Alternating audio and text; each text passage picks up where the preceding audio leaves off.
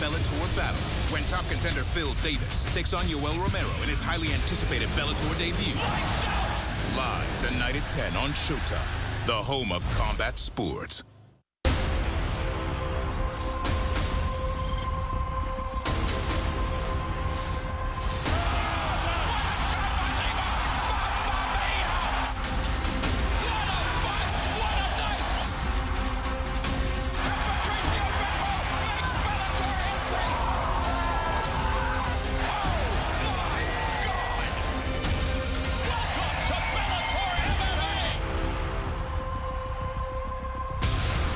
MMA as its sacred hallowed ground from Saitama Super Arena outside Tokyo to the Vegas Strip, but that list is not complete without the Shark Tank, the SAP Center in San Jose. And it was in this building where Phil Davis, signing as a marquee free agent back in 2015 after years at the top of the sport, made his Bellator debut. And tonight, man, that comes full circle as he welcomes Yoel Romero, trying to follow in those very same footsteps. Great to see you, Sean Grande, John McCarthy. Man, it's funny how life works, because 6 years ago tomorrow, you and I were in this building for Phil Davis's debut. It was the very first Dynamite. He wins 2 fights that night. He goes on to win the world title the following year. Everything was just peachy. Went as planned. But the 205 division that Yoel Romero enters tonight is a different animal. You got a Grand Prix going on. You got depth. You got veterans. You got undefeated fighters coming up. We know this is Phil Davis's last chance probably to get towards the top of the title chase again. For Yoel Romero, John, this may be his only chance. You know, this may be his only chance, but you're looking in Yoel Romero at a guy who at the age of 44, he very much reminds me and is reminiscent of Randy Couture, who won a title at the age of 43. And I will tell you that Yoel is probably stronger, probably faster, all of those things. He is a special athlete. You take a look at the way that he just is looking at this weigh-in right here.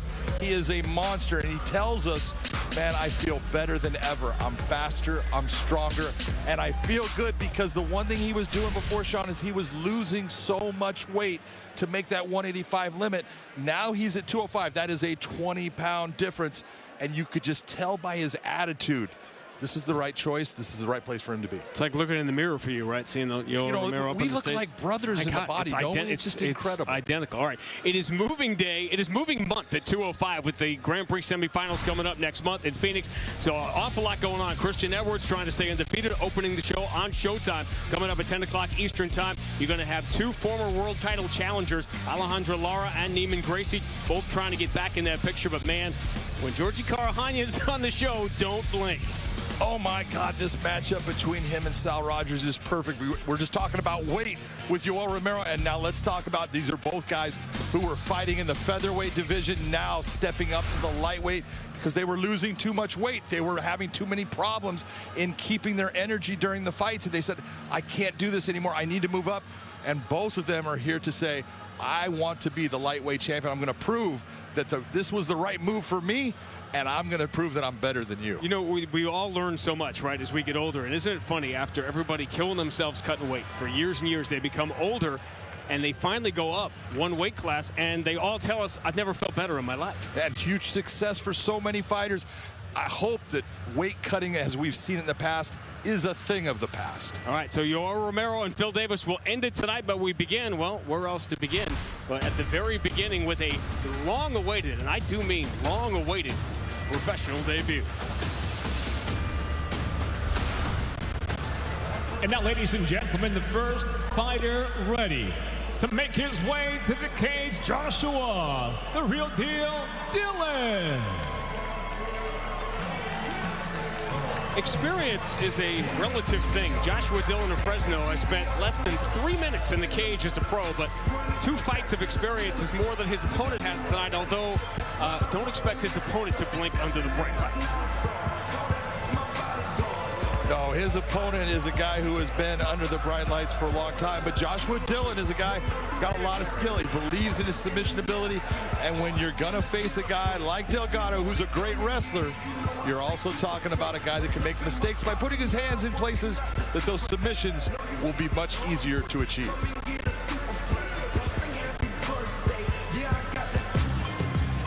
And we now welcome his opponent, Jesse Delgado. Well, if you follow amateur wrestling, if you follow collegiate wrestling, yes, that's that Jesse Delgado, the three-time All-American, the two-time national champion at the University of Illinois. But his dreams of MMA took a back seat the last few years. That at age 29, it was getting to be now or never, and he chose now. He chose now. When you're talking about a guy that has what it takes to be a top-level MMA fighter, you're looking at him right here in Jesse Delgado. He's got so much experience, not only in the wrestling world, but putting the pressure on and being in those pressure situations and coming out on top. He's got it all. Let's check out the tail of the tape in this long-awaited pro debut for Jesse Delgado. Well, you just said it right there. Pro debut, 1-1. Both are young fighters, but this should be a very interesting contest for this pro debutee in Jesse Delgado. A night that ends in San Jose with the long-awaited Bellator debut of Yoel Romero begins, as always, with Michael C. Williams.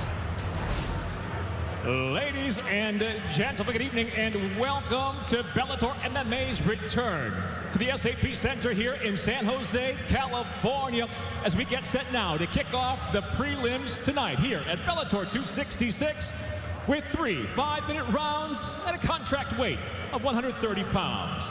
And now, first introducing the blue corner at 5'7", weighing in 130 pounds even. As a professional, he's 1-1. He fights out of Fresno, California, Joshua, the real deal, Dillon. And across the cage, his adversary fighting out of the red corner at 5'6", weighing in 129.5 pounds. Tonight, he makes his professional MMA debut. He fights out of Gilroy, California, Jesse Delgado. In charge of the action, your referee, Mike Beltran.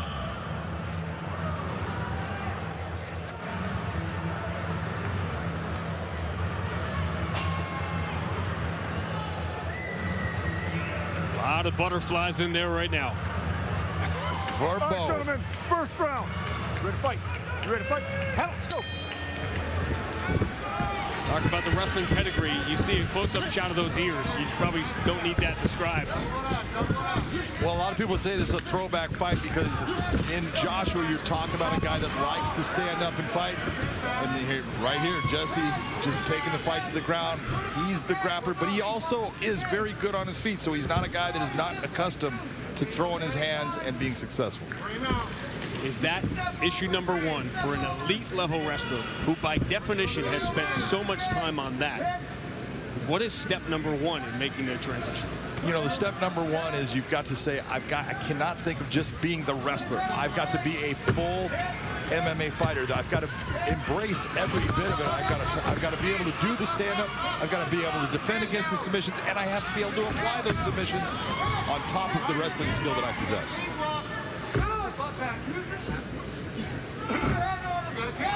In addition to the collegiate accomplishments, a high school legend in Gilroy. You heard the ovation. Obviously, a big cheering section with him for this debut. He's been coaching at Daniel Cormier's academy. He's got a ton of kids that are under his tutelage, and you're talking about being able to learn from one of the very best. That's a great opportunity for any young kid. Skills, sportsmanship, how to carry yourself, and it's also my understanding that those kids learn some interesting language at DC's place. I'm sure they do. You know, right now you're looking at what Joshua Dillon's doing. He's trying to, create some space here. This is what makes wrestlers so difficult to fight, is their base and balance is so strong. You do the right things, you create frames, you try to off-balance them, and all of a sudden they're just right back down heavy on you and landing big shots.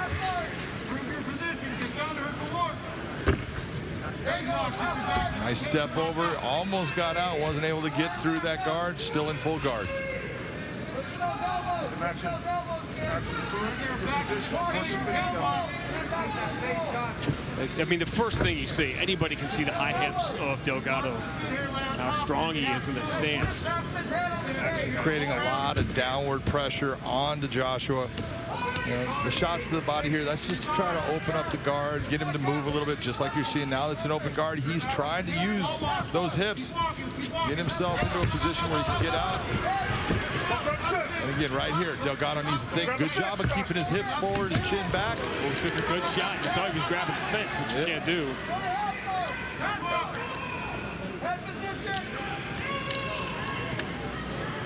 We're going to see a couple of pro debuts here coming up, and it's so fascinating to see everything you've studied. Anyone just taking a big test on the bright lights, you feel like you got it walking in there, and then, wait a minute.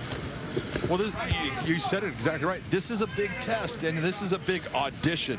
You got to figure you've got Scott Coker sitting here watching you saying, let's see what this kid's got. You go out and you impress him, guess what he's going to do? He's going to sign you to a contract. This is your audition. You want to go out there and put it all out. Don't leave anything, you know, in the tank.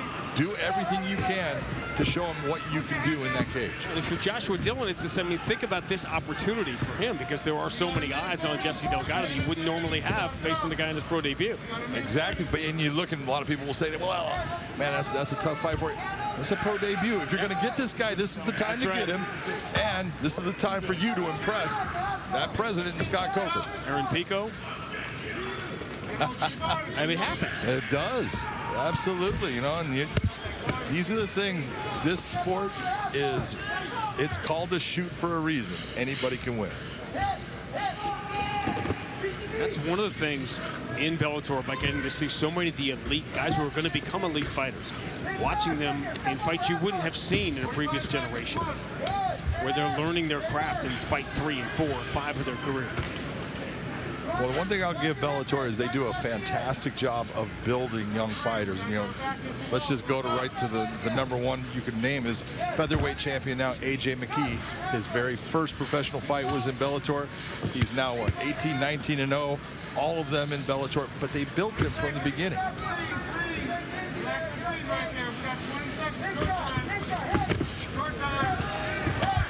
Nice heavy shots by Jesse Delgado. Those are the ones that start to break you down. Again, Dillon grabbing the fence and not even trying to get up, leaving himself open to these shots. And as far as an opening round for a pro debut, doesn't get much cleaner than that for Jesse Delgado. Chill. Breathe. Just breathe and relax. Right here. Sit back right here. Sit back and relax. Nice work. Good head positioning. We could step over to half guard. Let's step over to half guard. Good hand position, good fracture. You need to be more active there.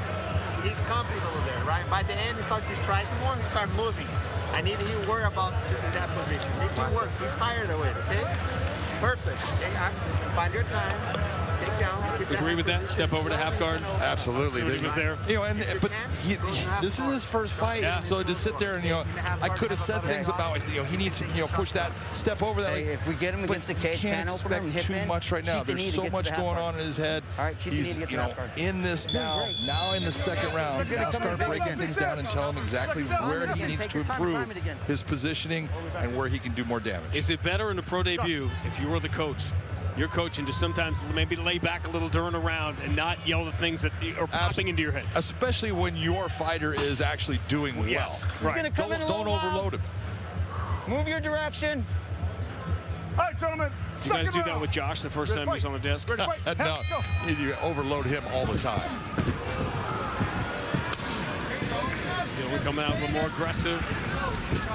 Leg kick, anything to throw Jesse Delgado off balance. Jesse Delgado's shot got the takedown about 20 seconds into round 1. Dillon needs to, you know, that little ring that you see, he's backing himself up towards the cage way too much. He's a step forward. See, this is where it is. He's waiting for that to happen, and it's going to happen if you're going to sit there and wait for it.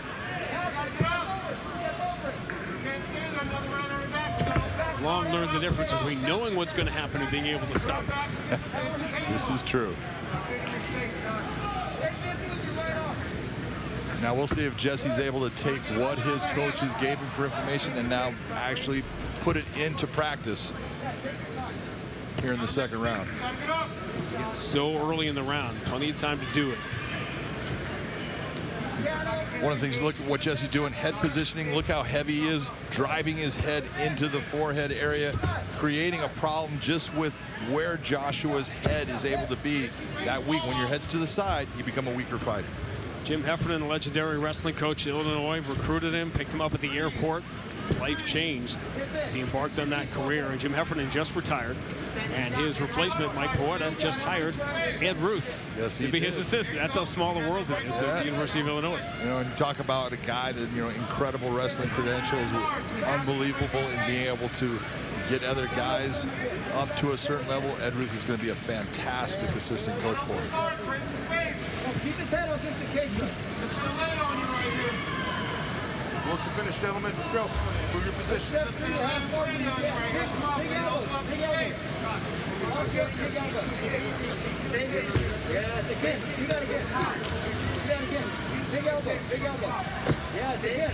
There it is. The guard is a lot more closed here in round 2 for Dillon than it was in round 1. Which is telling you he's starting to have a little bit more in the, he's getting tired, a little bit weaker, can't frame out in the same fashion as he was before. All this pressure is starting to get to him. That was a nice heavy elbow by Jesse. You're a young fighter in your 3rd pro fight. Try finding a partner to train with who's a 2-time national champion. They don't. It's hard to find him on Craigslist. Yes, it is. That is not easy. You can put out all the ads you want. You're not going to find them. Hey, turn him again. Turn his head this way. Smart. You can hear the coach telling him turn his head this way. What he's trying to do is put his head into the cage. Left hook. There's the opportunity. Yeah, That's where he's trying to stop it. Yep. But again, look at where his left arm is, and if he has to do that right, he can block that leg, put pressure down, step over it, close down on it, and he's going to pass.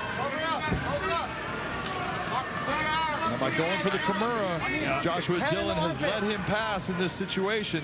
Hail Mary attempt here. We'll see if Jesse's smart enough. He can also free up that right leg and continue all around. It will take all the pressure away from any type of Kimura. Step over a little bit. Stay heavy on He's that stepping side. over. That's what you hear his coach is talking about. Head in his armpit. He steps over. Now he can just walk around the head. Big shots. Let's chase it.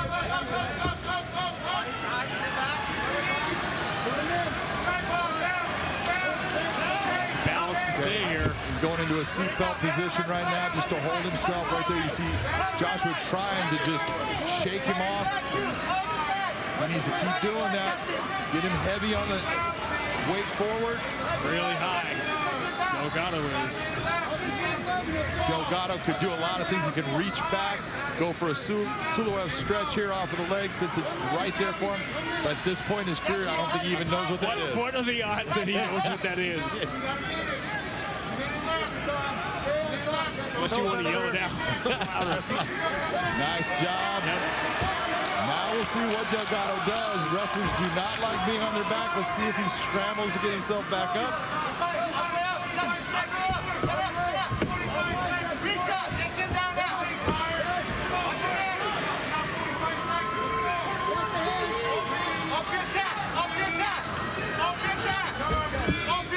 And this is the problem when you are dealing with a guy who is an outstanding wrestler. It's that ability to scramble out and continue on until you get your reversal, get yourself in the position you want. Right now, a lot of people are going to look at that. They think there's a guillotine. That is not going to work from the position that he's in.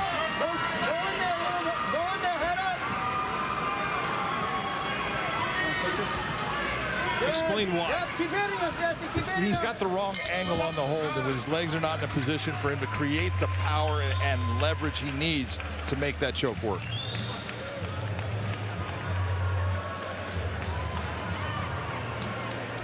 Be interesting to see if there's another progression that he has offered in between rounds.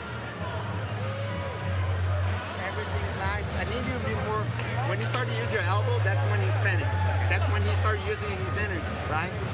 You need him on that mode. Once we get that takedown, let's go to half guard. We don't half guard, yeah. Just kind of find your way to half guard. So then we start the end route. Let's get to mount. All right. So we get down. Let's start passing the knee. Use the can openers really well, but start passing the knee to get to half guard. Okay, no. Good, man. Last round, he's going to come out a little bit wild. He's going to come out wild, so be ready.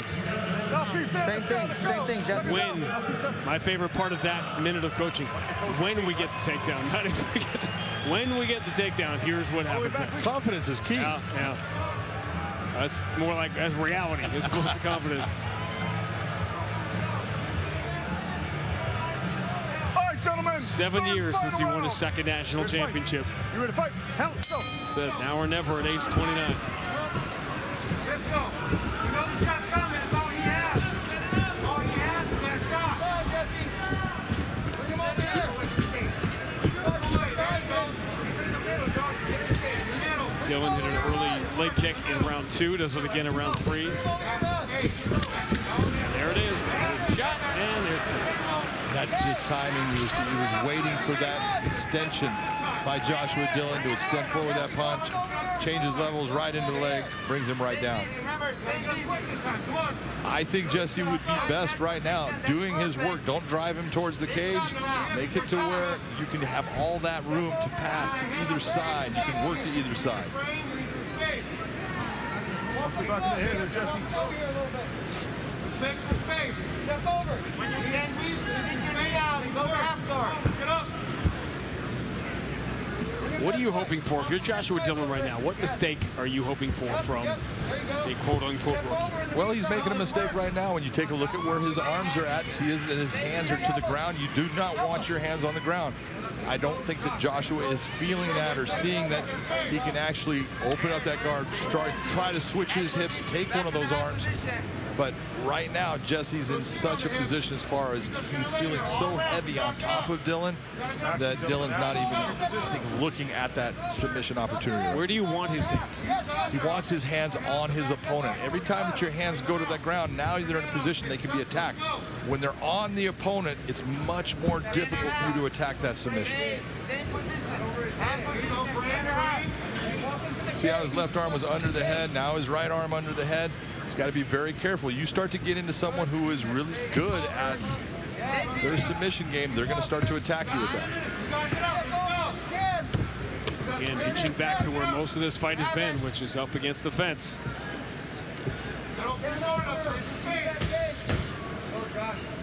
Right now, Jesse has all the opportunity in the world to pass that guard, especially going towards his left side.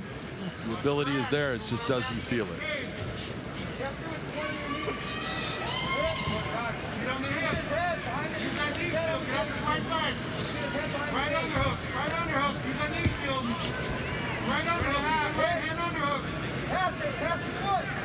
Nice job by Joshua. Putting the feet on the hip, trying to create that space. Jesse just crushed it down. Hasn't given him nearly as many opportunities to pass, though, in round 3. Until now. That's a beautiful call. Until now. Beautiful call. That's it. Stay happy now. Drive your head left side. Come on, left side. And one thing that wrestlers are very good with, the position of half guard is that's a wrestling position.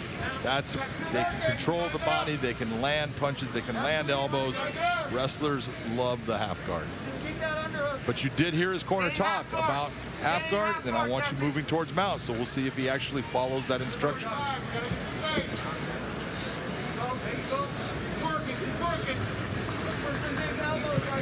Elbows, elbows.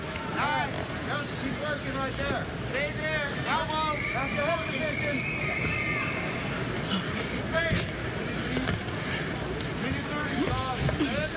Get the guards open. Ryan. Move. Half guard, Jesse. Half guard, Jesse. Back of the half guard. He's got mount. Yeah, I was going to say, you don't want half guard from there. Mount was there, now he gives it back. Now right there made a mistake. He had the ability to get his hooks inside. It was open for him, but went back to his wrestling roots and getting his hips back with heavy pressure. Which, in the fog of war, you're going to go back to what you know. Go back to what you've been trained to do. He's got the ability to create a crucifix here. It's being a little bit difficult for him to get to as far as where the fence is. That's where he'd want to bring his opponent. Build up. Build up. Stay up. Again, odds he has spent any time on that. A lot of weight on Joshua Dillon right now. He's working actually to get a takedown on this Delgado. Not exactly the thing you would think he would be working hard for. Would have been better for him to get out and away and possibly get to that, back to that stand-up. Dillon left his head exposed for a split second. He had his bell rung. Let's keep wrestling. Wrestling, let's go. Stay heavy on top. We gotta go. Stay heavy on top is not advice that Jesse Delgado has needed. Well, again, and in this situation, what we talk about is high head wins the position, and you can see that Joshua wasn't able to get his head high. What happens when a two-time national champion makes his MMA debut? He goes to what he knows, and he dominates with it. That was a good, tough pro debut fight. You got 3 good rounds in. You learned a lot from it. He's going to go back. He's going to see what he did well, where he could have done better. Every round started the same way in the first 20 to 40 seconds for Jesse Delgado. Just watch, you know, see that level change right there. You saw the drop of the level, the drive in, nice and low. Very difficult to stop someone that has that type of entry. Very, very quick. Very strong in his positioning. Again, right through every time. And the numbers will be as lopsided as the 15 minutes were. If we check out the fight stats. Look at those fight stats. 59 strikes landed to 6, but it's those 3 to 0. All came in the first 30 seconds of each round, and all resulted in Jesse Delgado having dominant position for the rest of each round. You got to feel pretty good. You go through a fight and you basically got hit 8 times, we'll say. Yes. That's pretty good. Pretty close to pitching a shutout.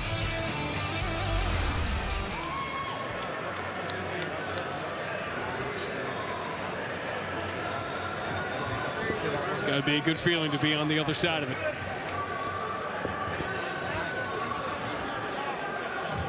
Go, Jesse, bring it in.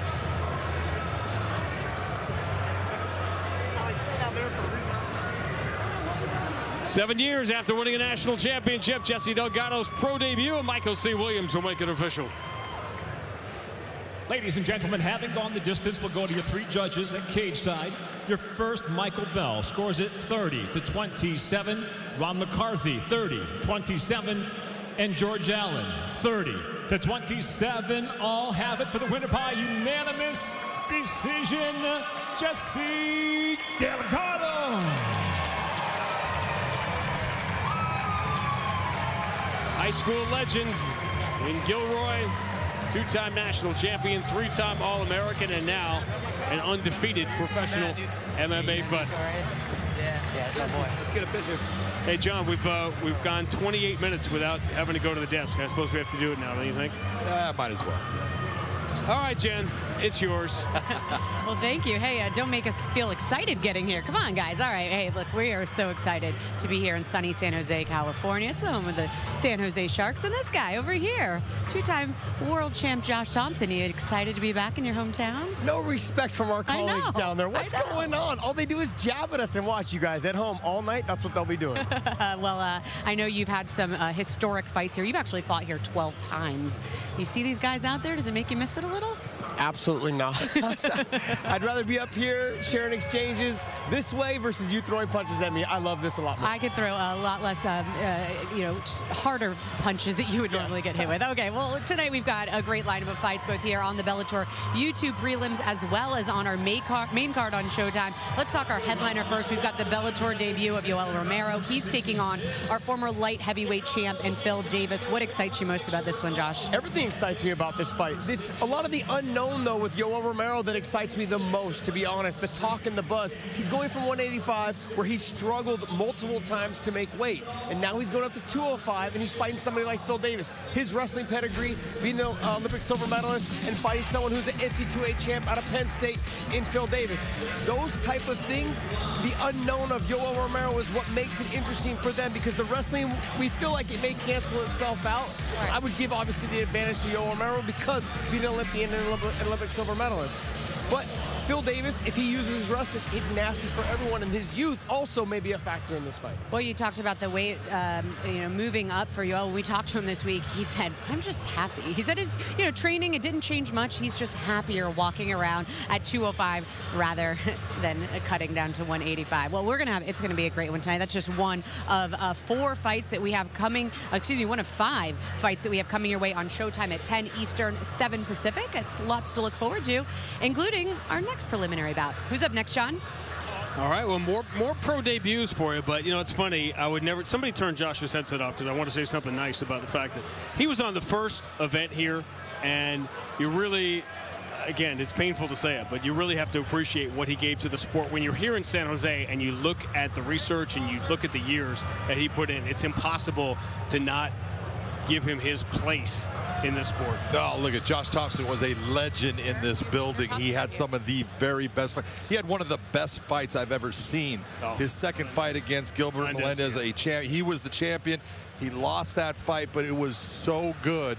Such an incredible performance by both guys. He's a legend here, and I hate to say that because I like making fun of him. All right, turn his headset back on. So we move on, and again, on a night we're going to see some pro debuts. Edwin De Los Santos has had an interesting and very successful amateur career. And now set to make his way to the cage, John Superhero Adams.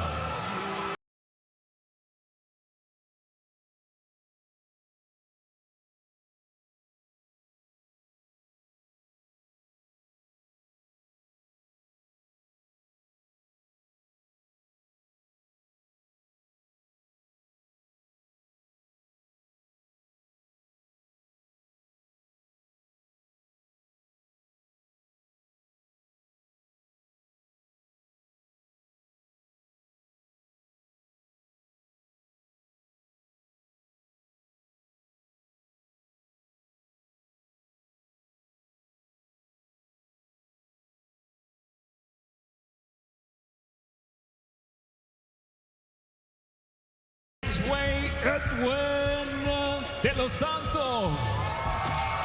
The way you said that almost suggested that there had been illegal events going on. Other than the first legal. Oh, I would never say that. No, I know you wouldn't. It was really a seminal. 2006, the event that Scott Coker, of course, put on here in this building was a game changer and opened a lot of eyes in this state.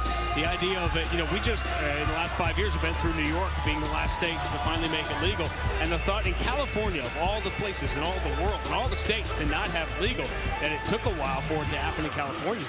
Oh, it was crazy. I was part of the whole process of them legalizing it, and at times it was like, are they ever going to do this? But they did it. They've done it right. It's been fantastic here in the state. And the athletic commission, which is now run by Andy Foster, is just remarkable here.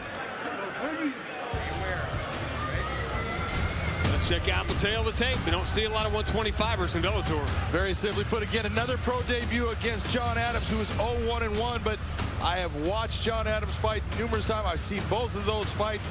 He is a scrapper, a gamer, a guy that never quits. This should be fun.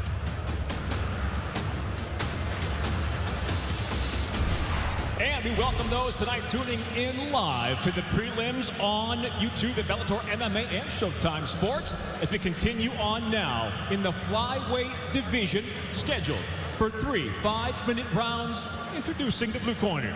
At 5'7", weighing in 125.4 pounds. His professional record early on, 0-1 with 1 draw. He fights out of San Jose, California, John Superhero Adams. And across the cage, his adversary fighting out of the red corner at 5'5", weighing in 125.3 pounds. As a professional tonight, he's making his debut. He fights out of San Jose, California, Edwin De Los Santos. In charge, your referee, Jason Herzog.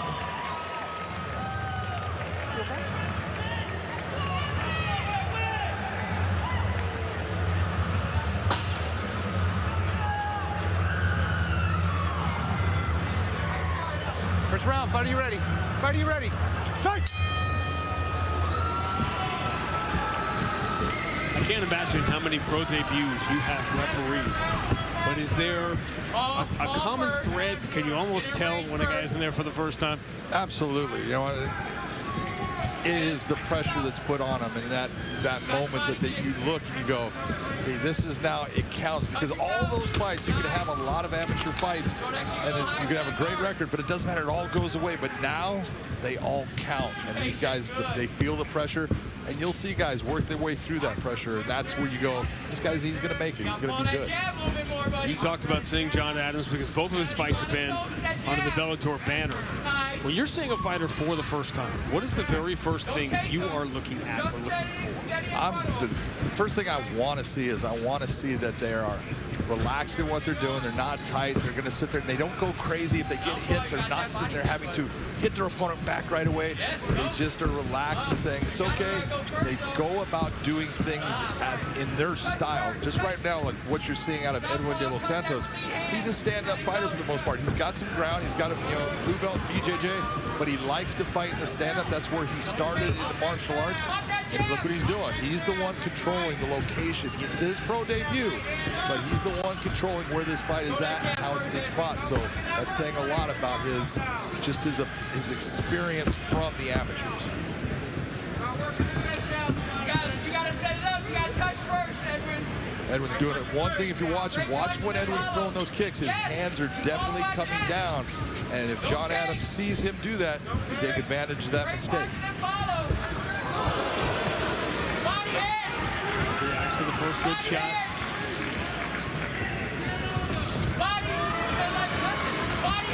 John Adams needs to start countering when you cannot sit there and be the punching bag. You have got to say, if he's going to try to hit me, when he comes at me, I'm going to make him pay for it. See the bottom of the left leg of John Adams already turning red. Clean right hand by Edwin. Yeah, he's not moving as well. A lot to think about here. That one got through. Oh, as the right hand got through. John Adams did land a nice right hand, did not affect Edwin at all. Exactly what you just talked about. Like, all right, he got one. I'm fine. Punching and go, Edwin. I need to go straight punches. Yes, straight. That came in low. You good? All right. Watch your low kicks.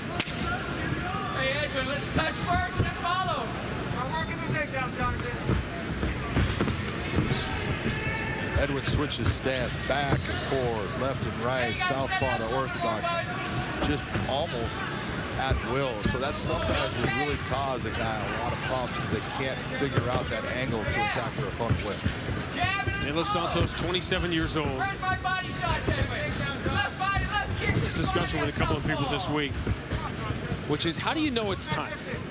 When is it time to have that first professional fight? Because you see it at 23, you see it at 29, you see it after 2 amateur fights, you see it after 12 amateur fights. And obviously every case is different, but what is the common thread that says, all right, get out of the nest, let's go? You know, that was a nice body shot. Yeah, he's landed these from the beginning. John Adams in big, big trouble, and it's over. That was as veteran a performance as you're going to see from a fighter in his pro debut. I honestly believe he got hit one time in that fight. He was in control from the very beginning and just very systematic in the way he landed his shots. Nice debut. Take a look at this kick. Watch where it lands, right under the arm and the elbow. That liver kick, that drops John Adams down. That hurts him. He is in trouble at this point. Watch the right there, that shot, you can tell it hurts him. You can see he can't breathe at that moment. Now it's a matter of, does he survive? He doesn't do enough to stop what's going on. Jason Herzog sees enough and ends the fight. That was methodical. He landed a leg kick early, a low leg kick that completely changed the way John Adams was moving. Boy, did he ever pick his spots. That was awfully impressive.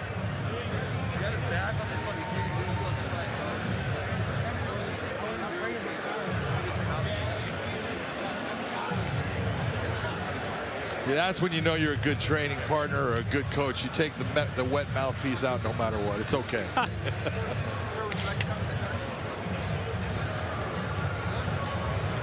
He walks into his pro debut, walks out 1-0, and his expression never changed. Take a look at the right side rib cage. You can see one shot. Michael C. Williams makes this official. Ladies and gentlemen, inside the Bellator cage, referee Jason Herzog steps in, waves off the contest due to strikes. Official time, 3 minutes, 29 seconds into round number 1. The winner by TKO, Edwin De Los Santos. You can smile, young man. You can smile now if you want. You earned it.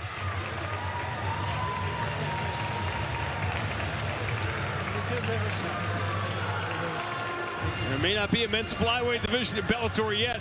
Edwin De Los Santos hopes there is one, but the women's division became very quickly must-see. And Jen, for a former world title challenger tonight, trying to get back on that list. Thank you.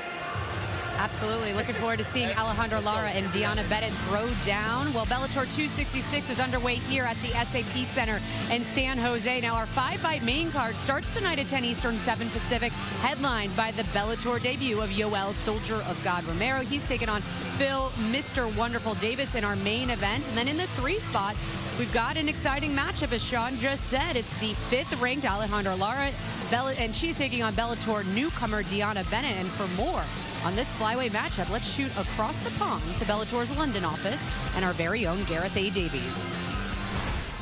Deanna Bennett meets Alejandra Lara in a women's flyweight fight tonight as the Californian known as Vitamin D gets her dream home fight against the all-action Colombian inside the Stentorian atmosphere inside the Shark Tank. Number 5 ranked flyweight Lara was unhappy with her performance last time out against Kana Watanabe and has insisted that going into this bout at 27 years old and with 13 fights on her resume, she must take ownership of her career, that she's no longer a novice and will aim to be fast, elusive and decisive tonight in both attack and indeed defense. For Bennett, coming in off a loss to the formidable Liz Carmouche, it will be about imposing her physicality and drawing the wild brawler out of Lara to smother her foe and live up to her gym reputation as Queen Kong.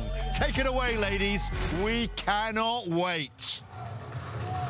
That's right, we cannot wait. Now, Josh, we just heard Gareth there say that Alejandra Lara was not happy with her last performance. She told us this week that she wants to come in more focused, more mature. So what does that look like inside the cage? Exactly what Gareth said is that Deanna is going to try and pull that brawler out of her. And right now, Alejandra Lara, she needs to be mature and not allow that to happen. Look, in the past, she loves to fight, and you see it when she fights. She holds nothing back. She's really aggressive, sometimes to the point where it actually works against her because of the muscle fatigue. She doesn't give herself time to rest in between transitions. So when she does have a dominant position in exchanges, or when she gets to the top and is able to get the back, any of those things, she doesn't know when to rest in those situations. That works against you as a fighter. She said she went back and looked at how she's performed, and she's realized that she needs to mature. And by maturing is making sure that she's not wasting energy in areas that she doesn't need to. She controlled the Vita Ortega fight from the beginning to the end with long straight punches, setting up the head kicks. She did a great job. But in those exchanges with Watanabe, she let her emotions get the better of her. She wanted to get her out of there. But then what she does very well is when she does get to that top position, she does a great job of getting to the top of the mount and doing the ground and pound. If she can do that and slow the pace down and control those, I think she'll be successful. Well, her opponent tonight, Deanna Bennett, she had a tragic injury in her last fight against Liz Carmouche, but she looked good in that fight. What does she need to do tonight to pull, as you just said, Lara, into that, that brawler match that she would want her to expend that energy? She's got to pull the dog fight out of Alejandra Lara. If she can do that, I think she'll make Lara fight at a pace that she's not comfortable with. She's shown that. If Deanna Bennett just sticks and moves, never stands directly in front of Lara, I think that will frustrate her, and that will make her chase after her. Lara, like I said, she loves to fight, and so she wants to get out there. She wants the exchanges. Deanna Bennett needs to fight smart. She did with Liz Carmouche, and she was going into that third round 1-1. She did everything right. Obviously, unfortunate incident where she pulled her hamstring off the bone. She has 6 anchors now in her hamstring to hold it back after surgery a year away. She says she feels great, but we're going to find out tonight. We will. It's pretty incredible to think about that injury, but she did say she is ready. This is what she calls the biggest fight of her career. Hoping to win over a 5th-ranked Lara will move her into, the rankings next week. All right. Well, tonight we have 2 Gracies fighting on our card. Naaman Gracie, he's taking on Mark Lemminger on our main card. But up next, it's his cousin Hyland Gracie who will be making his Bellator debut when he takes on Shane Keefe. Now, that makes Hyland the 23rd member of the Gracie family to compete in professional mixed martial arts. So 76% of their wins have come by submission. Now get this, 174 fights between all of them. They have only been submitted twice. And Sean, there's a little bit more to that story, isn't there?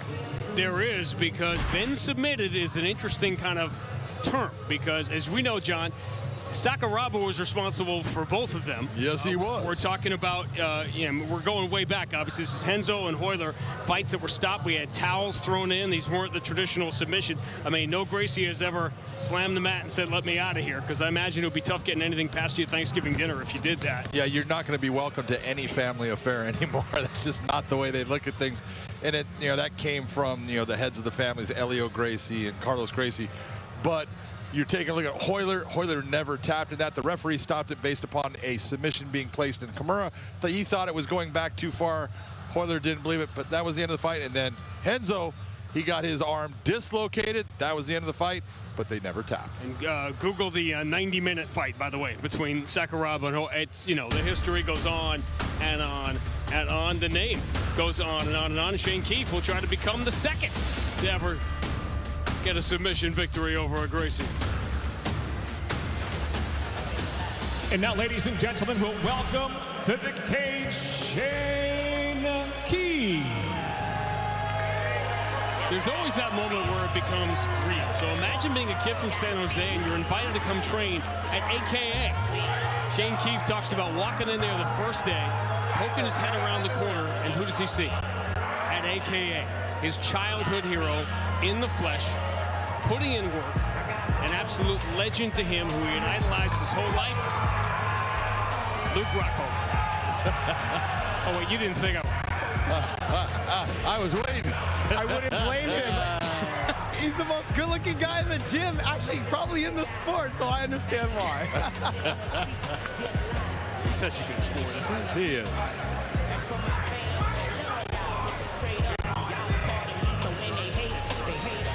And now making his way, Hyland Gracie. Well, we kind of implied it. Jerry Seinfeld used to do that bit about the name Jeeves. Like if you name your child Jeeves, you pretty much decided what his future is going to be and what his occupation is going to be.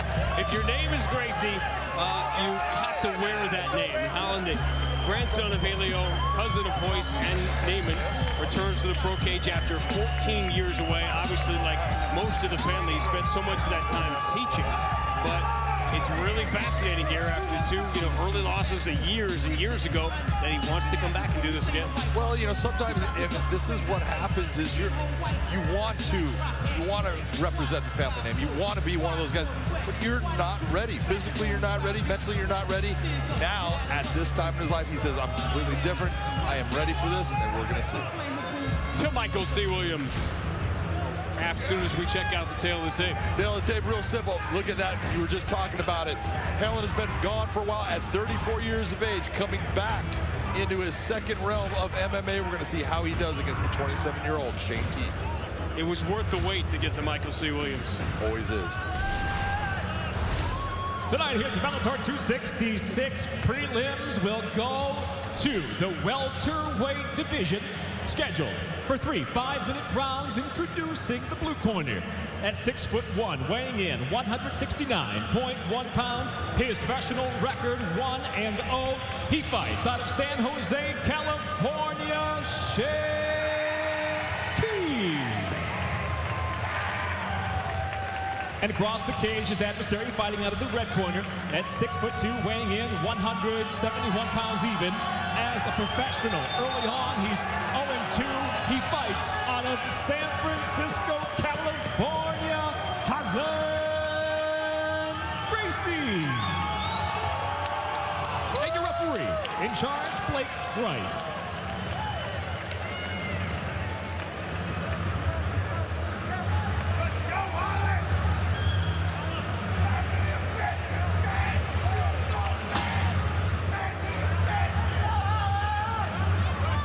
You ready?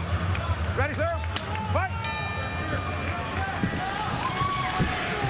Now, in fairness, those two losses, 2006, 2007, Alan Gracie was 20 years old. I don't think any of us who want to be judged in our mid-30s by things we did when we were 20. But I'm not even going there. That's the way it goes. Now, what's interesting about Shane Keith's win, it was a 68-second head kick TKO win.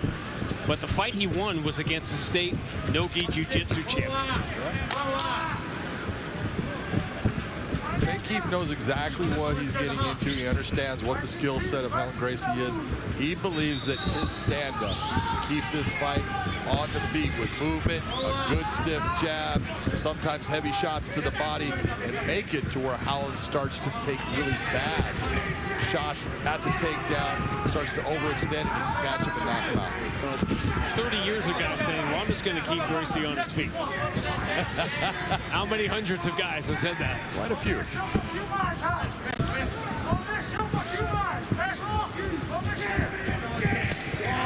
That's a heavy leg kick, solid, not blocked at all in any way by Gracie. That's got through. Yeah, this is what he's talking about. Nice straight jab, heavy right hand, hit him with a hook. We'll see if he starts getting into the combinations. Yep. Oh, he's in trouble. He's in big trouble. That is not the way he wanted it on the ground. He's turned his back here. Not good at all. Blake Bryce taking a look at this. Very nice job by Shane Keith. He remained calm. Even had his glove being held on too. He knows that he can hurt his opponent. Now he's just looking for that opportunity to make it happen again. He was desperate to get him off his feet.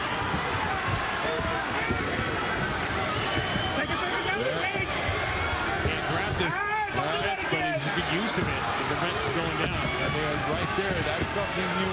He stopped that takedown. Look at this. Well, he saw that coming. Wrapped up that right leg of Gracie. No matter how this ends up, Howland Gracie is happy where he's at right now.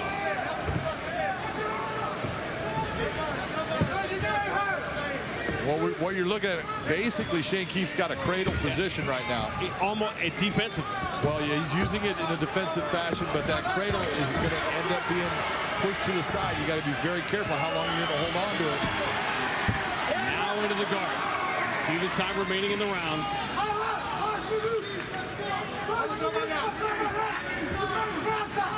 Alan Gracie used his time to get his head together or to do work. And that's the real question, exactly what you're saying, because when you've been bombed and you've been getting hit, you get to this position, it's just like, just give me a second. Yep. Let me just collect myself. And the time passes by, you haven't done anything, and your opponent all of a sudden gets out of the position. He needs to attack. He needs to make it to where Shane Keith is having to defend. Nose guard, it almost looked like he wanted to go rubber guard when he first got down there. Well, he was looking towards it. He was bringing it up like he was looking towards getting into an omoplata position to change and reverse the position.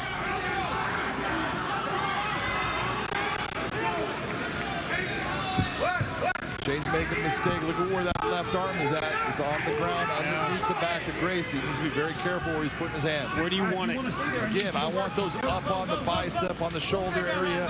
Do not allow your hands to rest on the floor. They're doing nothing for you there. Now going to mission control.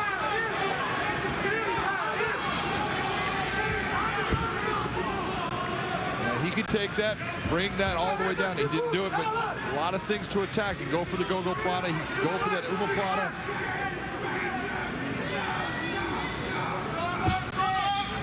Right here, he's in a perfect opportunity to swing into an omoplata, switch the position, or go for the submission. Shane Keefe trying to stay safe. A tale of 2 rounds here in the first 5 minutes. Shane Keefe dominating on the feet. Will Gracie do enough here in the final 2 minutes on the ground to get it back? Probably not. No, he's not going to get it back. He was in trouble. The fight actually ending, where right now Keefe has not had that kind of situation. Nothing more than a high guard that you saw there.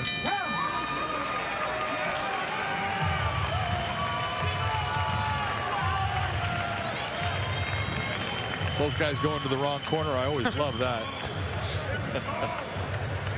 Well, if he's walking that way, I'm going to walk the other way. Where's your seat? You'd be amazed how many times in an NBA game they line up the wrong way in the middle for a jump ball. That's good. All right, this is the damage Shane Keefe did early. Yeah, check out the left hook. That hits him right on the edge of that jawline, the ear. That shook him up, and then he starts to get hit with some big shots here. Nice uppercut. Doesn't land flush, but it does damage. Right hand then touches him. You see Gracie now diving for takedowns. Keefe doing a good job with his feet, moving his feet, keeping himself at a distance where he can land with power. Do those last 2 minutes move a potential 10-8 situation into a 10-9? Absolutely it does. It brought it back. That ground work, although he wasn't able to lock anything up, it made it to the point where it slowed the fight down, and he was able to show the judges, you know what, that wasn't bad enough to keep me from actually having an advantage in this position. I think it went to a 10-9.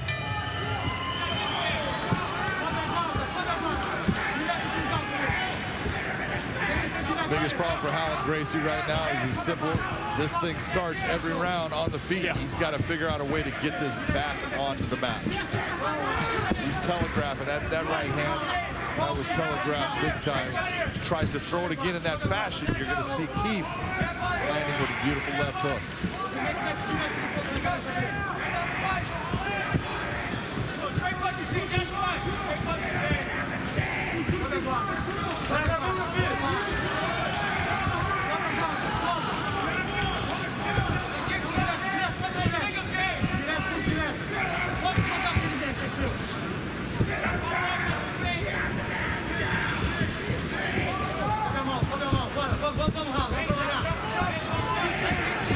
Keefe not nearly as aggressive coming out here in round 2. Yeah, Keefe is looking to counter. He's looking for, you saw what Gracie threw out the first time. He wants him to throw that again so he can counter it, but you can wait too long. Just get after doing what you were successful with in the beginning of this fight. Can't counter a shot that's not coming. Exactly.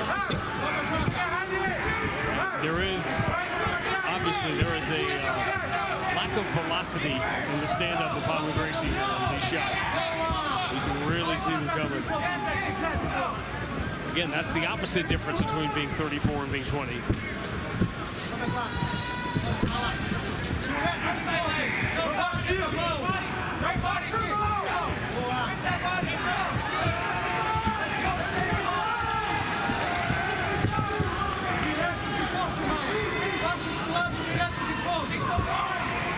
After an eventful round 1, neither wants to get caught in the other's game here in round 2.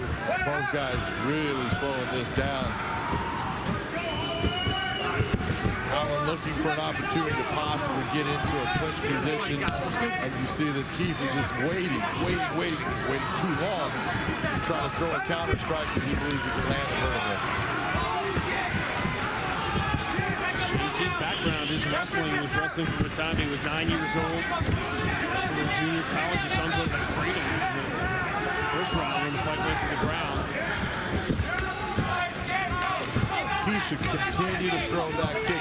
Every time he's thrown that kick, he has landed it solid.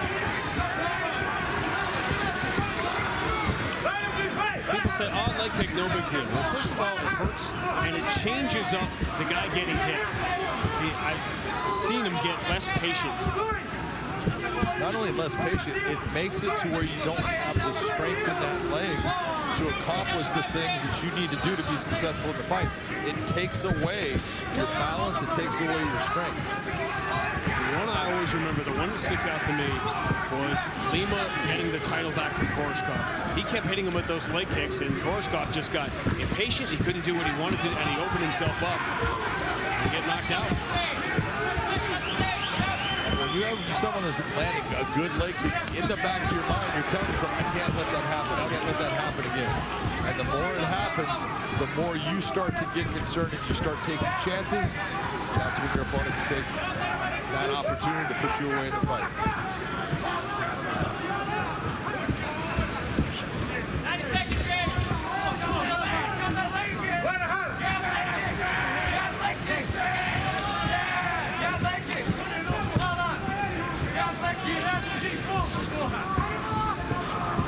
Let's work, boys. Let's go.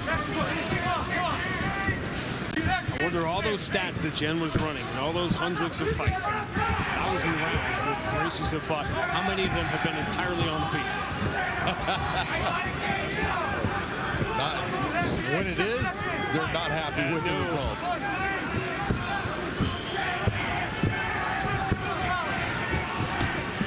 This is the kind of round, though, if you're Shane Keith, you're winning this round barely, but it could change with one shot. And so why are you going to sit there and play that edge game? Just continue to go to his body, pick him apart, multiple shots. He's trying right now to land 1-2, throwing one low leg kick, not enough volume, and definitely not enough in combination. First 2 minutes, 2 to 3 minutes of this fight does not have gone better for Shane Keith. Wow. And again, look at what happens. Even though that was semi-blocky, it still landed. And look at what happened with Gracie, all of a sudden going back immediately.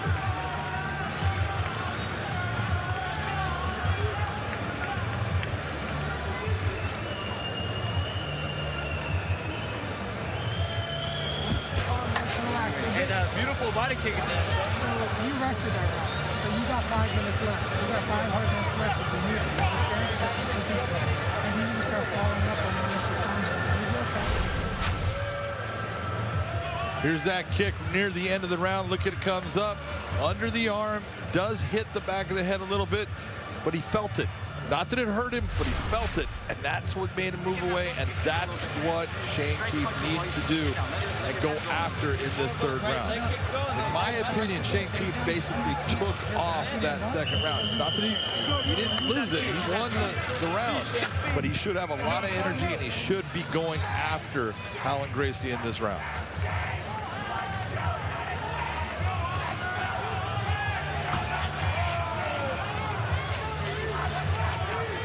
Shane Keith has a fan living his best life.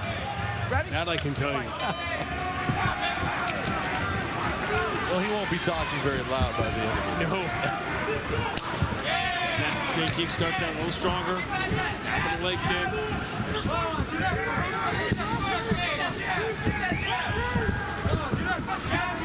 Ron Kessler from AKA is in the corner of Shane Keith.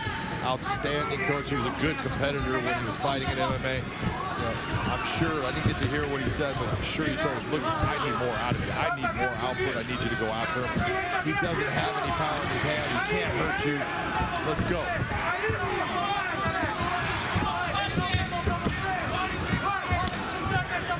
See, right there, you're watching Alan Gracie. He throws the kick, but he's off balance. His offense is tentative, and it's slow in developing, but you're right.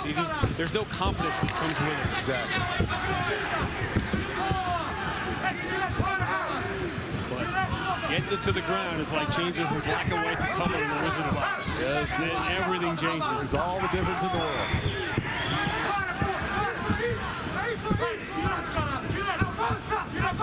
like the fact that Howard Gracie's going out, trying to use the jab. He's trying to come forward.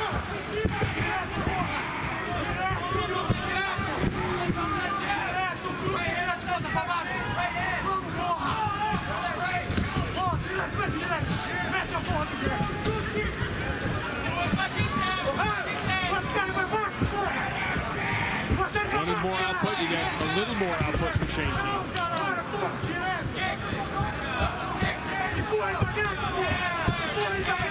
Shane Keith, every time that he throws his hands, he should be hiding those kicks behind his hands. They're going to land. They're going to cause damage. He just needs to start committing to them. Every time he throws his hands, look at the reaction of Howard Gracie. He gets him to actually bring his hands either up towards his body. Now he's letting Howard Gracie start to have a little bit of momentum in this fight. It can change fast. Rear left pushed him back.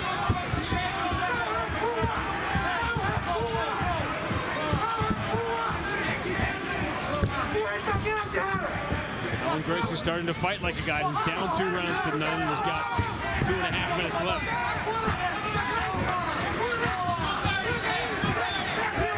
Well, the one thing that Howard Gracie has really found, he's found that jab. You can see that it's working for him. Nice right hand by Keith.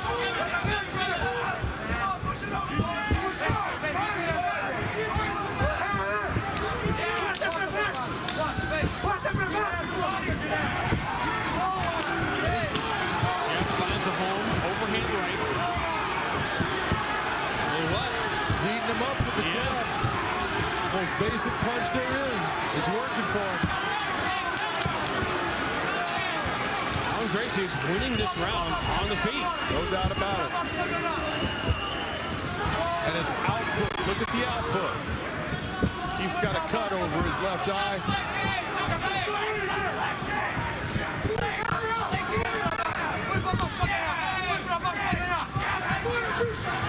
Now you go back and you wonder about the lack of output in round 2 from Shane Keith. Well, for Shane Keith or Howard Gracie, because if he ends up losing this fight, it's going to be round 2. It's going to be round 2, and it's all on you. You have the ability to go.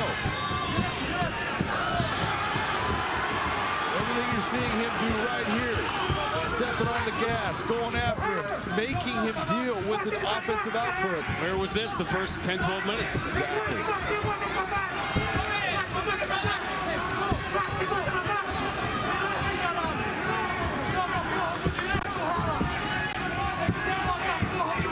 Minute of a fight that has entertained us in ways we could not have imagined.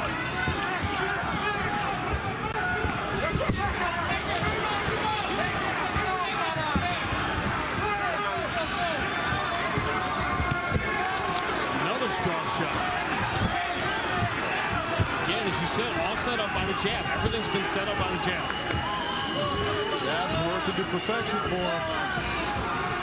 Smile on the face of Shane Keith as Gracie misses badly. Go home overhand right.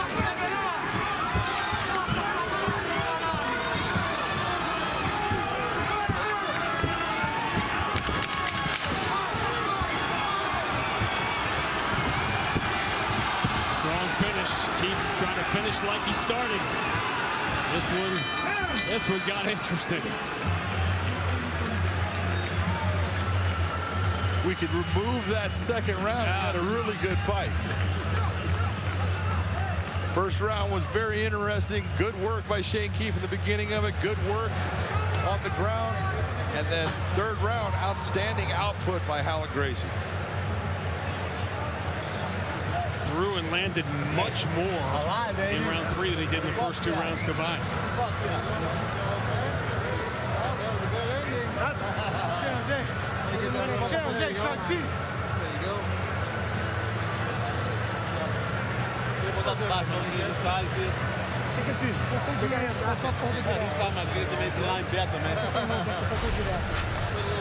Some of the action here. Here's that jab, and then the right hand coming in. Back to the jab.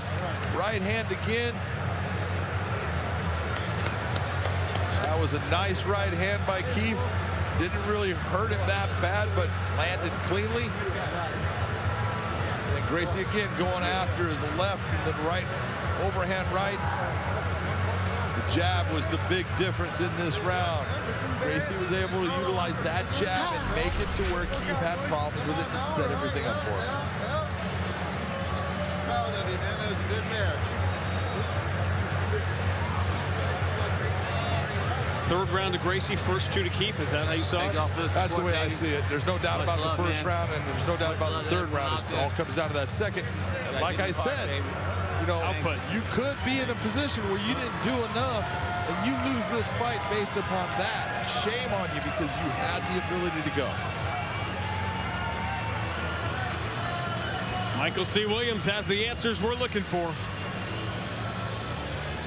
Ladies and gentlemen, having gone the distance, we'll go to your three judges at cage side, all three. Sean Dallas Hall, Wade Vera, and Jason Herzog. Seed exactly the same, 29 to 28. I'll have it for the winner by unanimous decision, Shane Keith.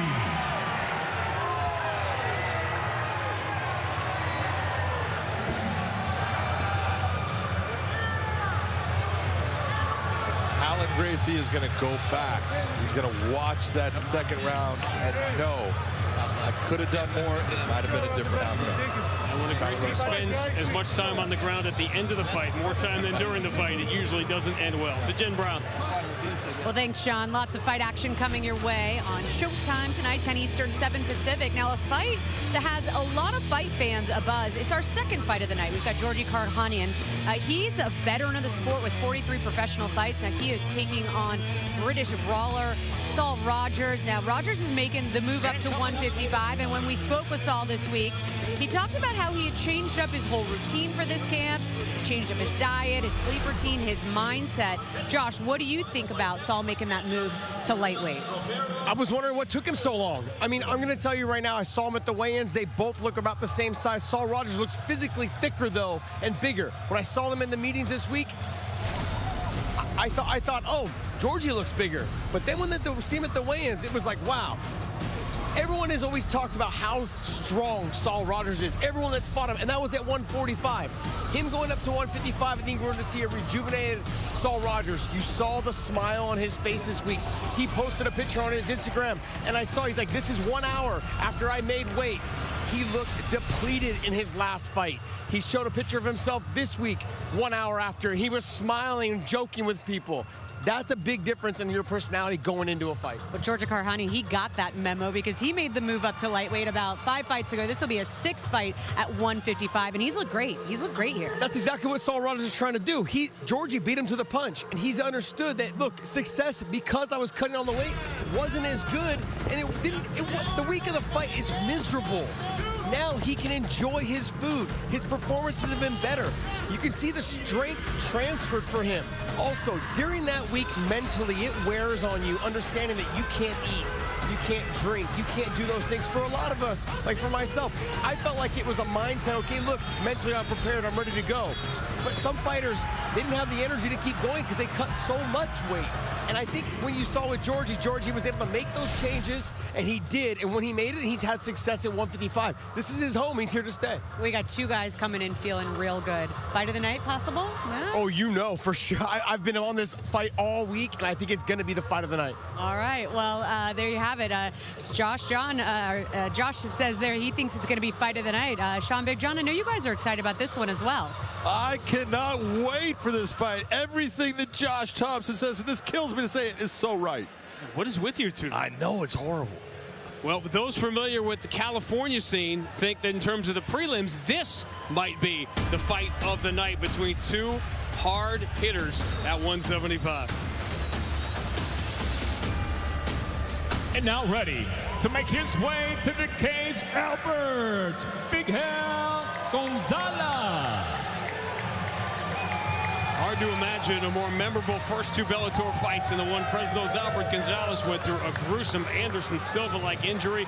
Ended his Bellator debut in 2019. Then a stunning win last September when he essentially took such a pounding his opponent could not continue. That's how tough this young man is, who has had his troubles in his childhood, lost his dad very early. His mom raised 7 boys.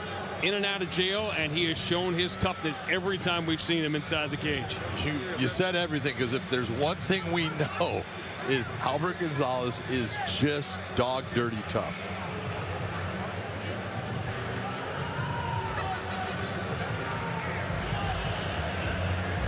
And now set to make his way, Abraham Baisawu. But we just talked about the Gracies. You may not be as familiar with the Anoa'i family, but with apologies to the Harts and the Funks and the Von Erichs, it may be pro wrestling's first family now with the success of The Rock and Roman Reigns. Well, Abraham Baisawu's uncle is Rikishi. And John made his Bellator debut in this building in 2019, and he made the family proud in that fight. Yeah, he made a beautiful debut here in this arena. You can check out what he was able to do. He proved he's got big power. He is very physically strong. You see someone going after the submission. Nope, doesn't get it. And then look at the power shots that he lands. He just pounds his opponent to the point his opponent cannot take anymore. Physically, a very, very strong and powerful man. 12 professional fights between these two. Only one has gone to the judges. To Michael C. Williams.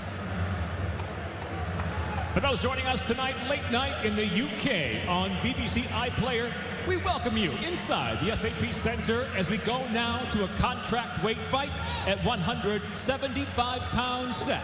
For 3 5-minute rounds, introducing the blue corner at 6'4", weighing in 175 pounds even. His professional record 2-2. He fights out of Fresno, California, Albert Big Hand Gonzalez. And across the cage, his adversary fighting out of the red corner at 5'11", weighing in the same 175 pounds as a professional. 5 wins, 3 losses from San Francisco, California, Abraham Baisawu. In charge, your referee, Jason Herzog.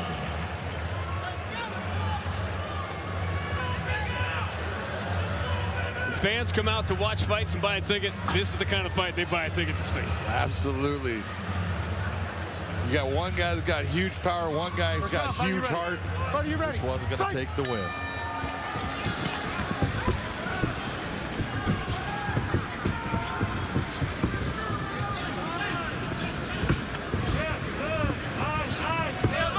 Nice long rangy kick by Albert. That's kickboxing has been his background. That was his entry. Good first job by Baisao. That right hand landed clean. You can see it stunned Albert Gonzalez already. He felt it.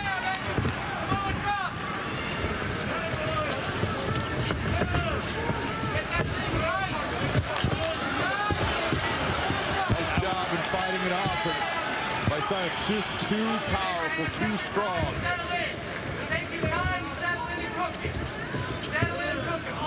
See if Albert Gonzalez can work his way back to his feet here.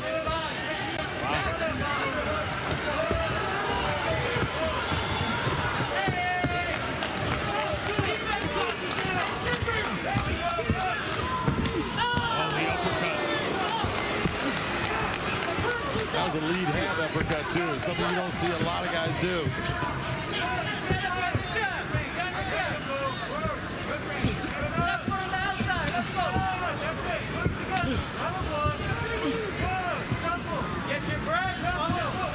Now 6'3". Baisao at 5'11", if you were wondering.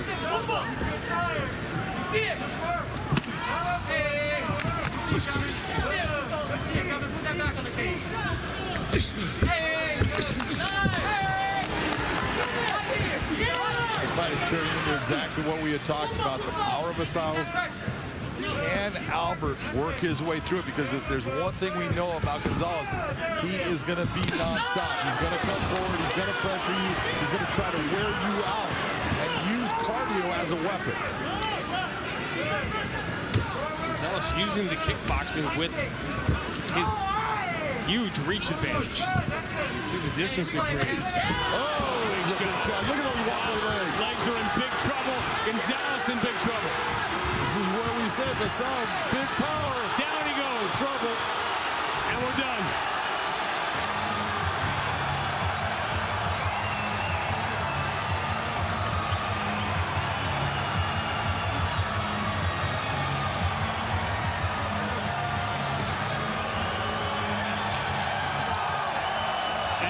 Jason Herzog knows that Albert Gonzalez would have just gone on and on and on. Yeah, no, Jason Herzog did exactly the right thing at the right time. Take a look at the replay here.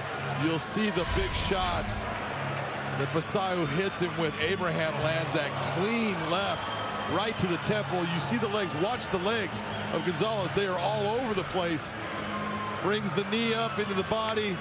Uppercut. Misses, but that right hand over the top lands again. And he starts to go after him. Jason has seen enough. You saw he's just instinctively worried about his mouthpiece as opposed to defending himself. Exactly. Vasau with a full-blooded Samoan, so proud of it. Let's go! Another impressive knockout here in Bellator. 6 wins, all by knockout. Love you, everybody. Thank you. Nice win by Abraham Vasau.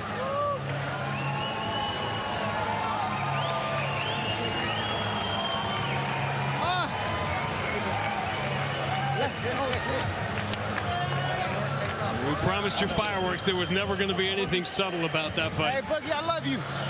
Thank you, Boog.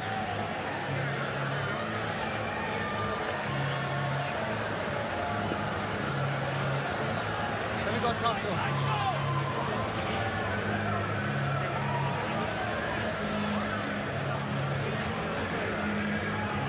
Okay, right on, buddy. Ladies and gentlemen, inside the Bellator cage, referee Jason Herzog steps in, waves off the contest due to strikes. Official time, 2 minutes, 17 seconds into round number 1. The winner by knockout, Abraham Vasau.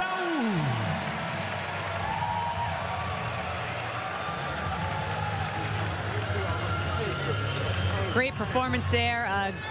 Fantastic fight as we roll on here through our prelims. Now tonight we've got a 5-fight main card coming your way on Showtime, 10 Eastern, 7 Pacific. Here's a look at what you have to look forward to. Coming up later tonight, now undefeated Christian Edwards. He will face Ben Parrish at 205. And Sal Rogers and Georgie Karhanyan promise to deliver fireworks tonight. And of course, the female flyweights Alejandra Lara and Deanna Bennett promise to also deliver an exciting matchup.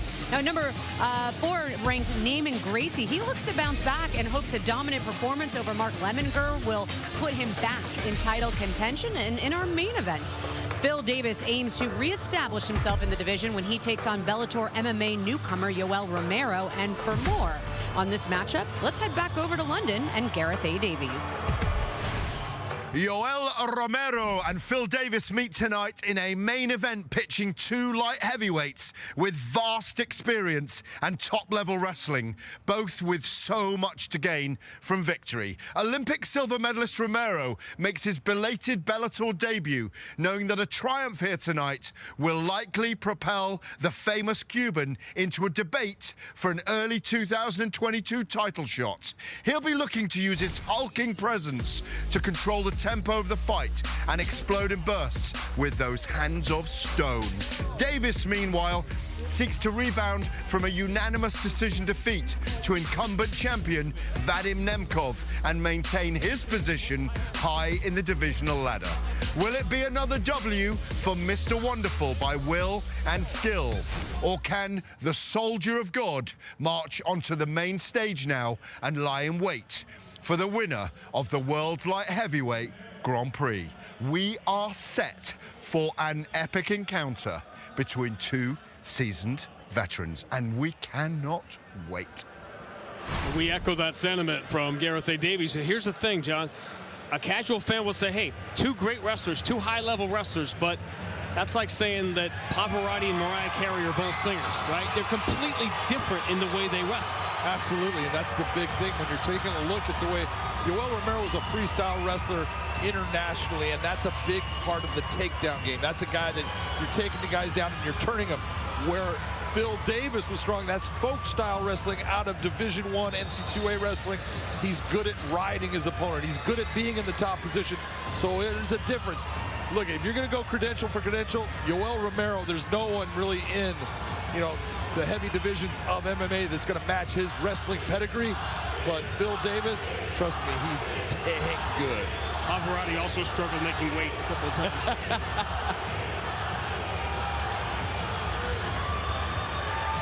And now, ready to make his way to the cage, Socrates Hernandez. Another pro debut. And think about, John, how many of these take place in dimly lit, small venues. Here's a kid from San Jose making his pro debut, and he is strutting and walking the ramp at the SAP Center. He is loving life right now. Look at Socrates coming out here. He's got all of his fans out here. People that have watched him in the amateurs, they want to see him in his pro debut.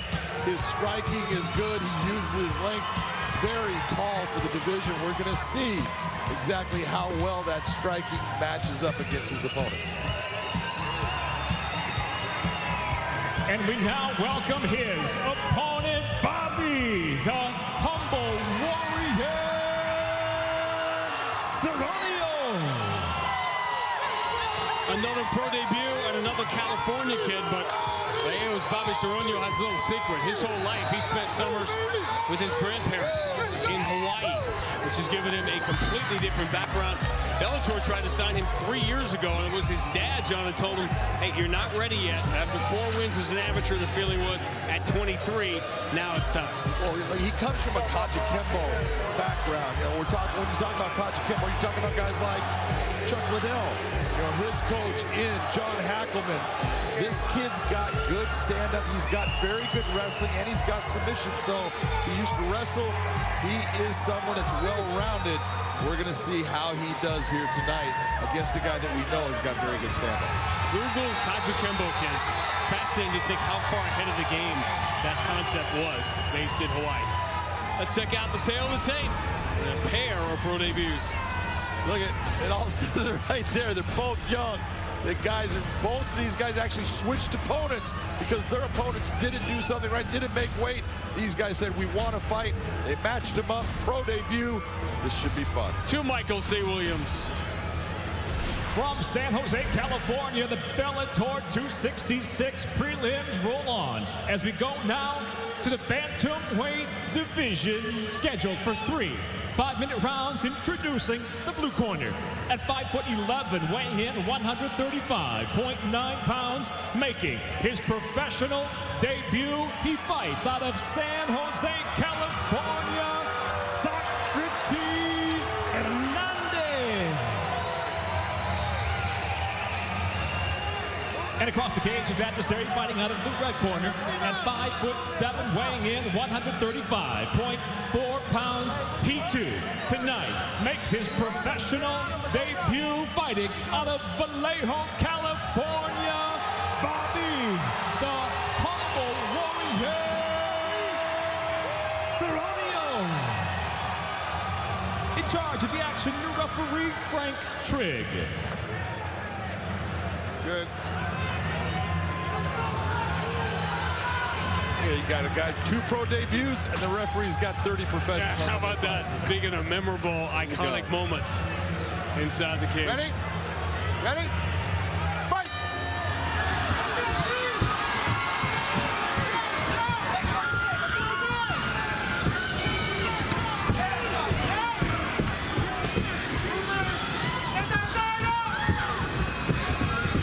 So Kajikembo created in Hawaii in the 40s. In the World War II era, when it was thought to be very important. Be able to defend yourself. Shot buckles the knees of Socrates Hernandez. He's in trouble right away. Seronio needs to settle down a little bit. Those are wild shots, but a couple of them landed. Look at Seronio's eyes right now in the pro debut. They can't be any wider. The human body won't allow it. Big shot, big victim. That's the way to control the fight. That's the way to settle yourself down.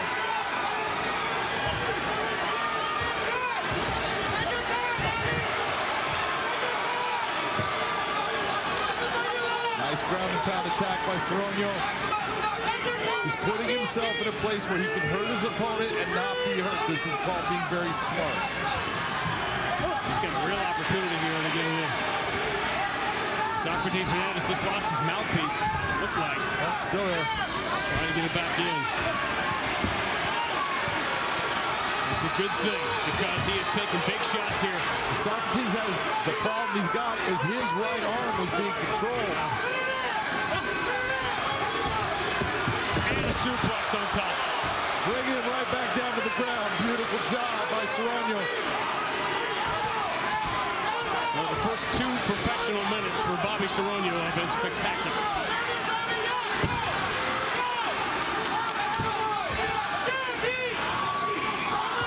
I'm not sure how many more we're going to get to see. Seronio just catching his breath a little bit. He's had a lot of output. How many pro debuts do you have chanting your name? Not bad. Both guys have a lot of fans here right now. That was a good left hand. Big, heavy shots. I love the posture that I'm seeing right now out of Bobby.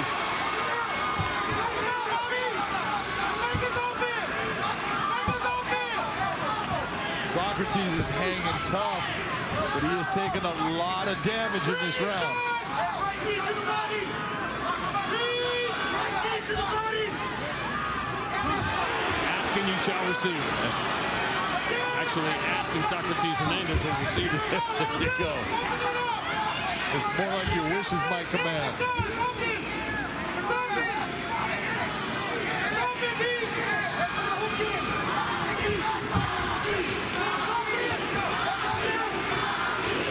Look how he's controlling that arm. That's caused Socrates a lot of problems in this fight so far. He hasn't been able to defend on that side. Bobby needs to settle his hips back down. Look towards getting his hooks in. Subtle jump, but I love the fact that he knew he didn't have that and he backed off it. Exactly.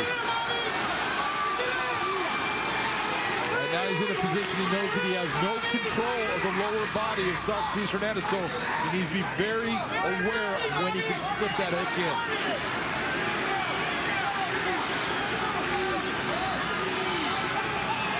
And he's trying, there it is. Yep.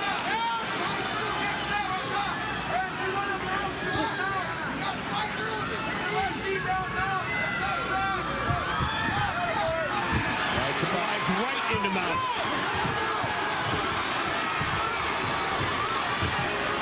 Nice job by Socrates Hernandez, showing a lot of composure, knowing I'm going to get hit, but I need to push his hips back so I can get myself out of this position. When you consider the amount of damage he has already taken, and he's still thinking through the fight that way, that's really impressive. But this has been dominant. Hernandez just trying to roll with it, get through these final 40 seconds. You can see that in his Bobby is tired from his output, and Socrates is exhausted from being pounded on. As if there wasn't enough adrenaline dump anyway in a double pro debut. Absolutely.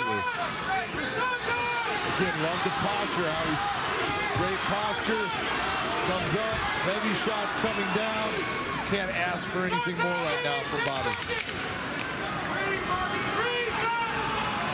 The first 5 professional minutes for Bobby Seronio could not have gone better.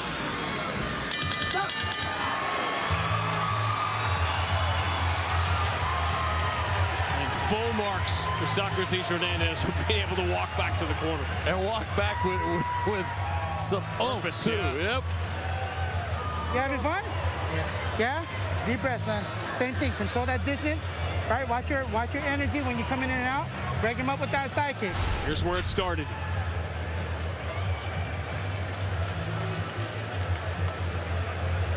That right hand, then the left hook over the top. You can see it stunned him big.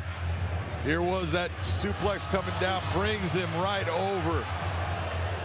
Beautiful job of placing him back where he was dominant onto the ground, and then the ground pound. Look at the posture. This is what we talk about. This is not little shots. When we talk about hitting someone with a shot on the ground, big knee shot, big punches, everything he's throwing has power, impact, and is doing damage. 10-8. That's a 10-8 round. Thank you, sir. Thank you. Ready? Eyes remain wide and the face remains untouched.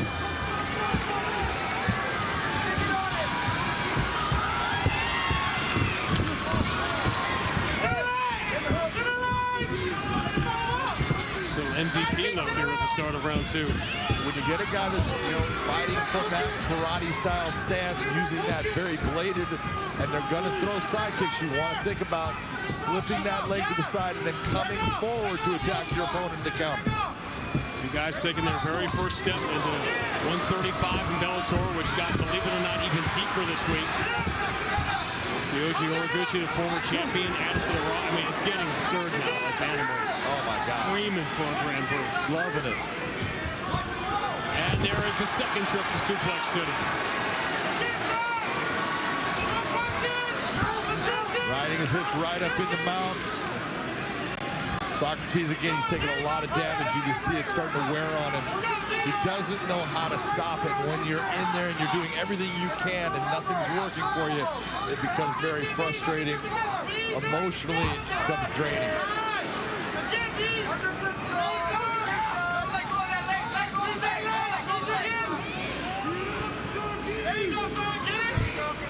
Nice job of movement to the hips by Socrates Hernandez to get it back to half guard.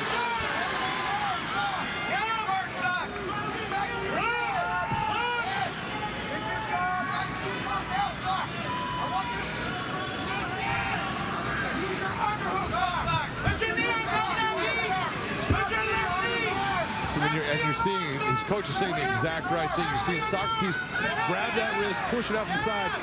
What you want to see from Bobby is slide your knee up on top, trap that arm. Now that'll free your hand and you can actually come with a punch or an elbow.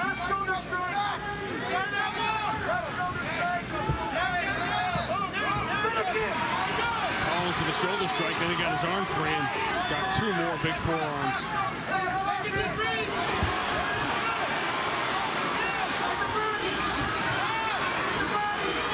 Output, the volume, the variety of the offense. And there's such a difference. A lot of people are going to look and they're going to say, well, Socrates, he's punching back. He has no power on those punches. He doesn't have the ability to create power from his position while the shots he's absorbing have a lot. Gravity is working with Bobby Seronio. He's trying to defend the tsunami with an umbrella right now. Couldn't have said it better. That's kind of why I'm here, right? Exactly.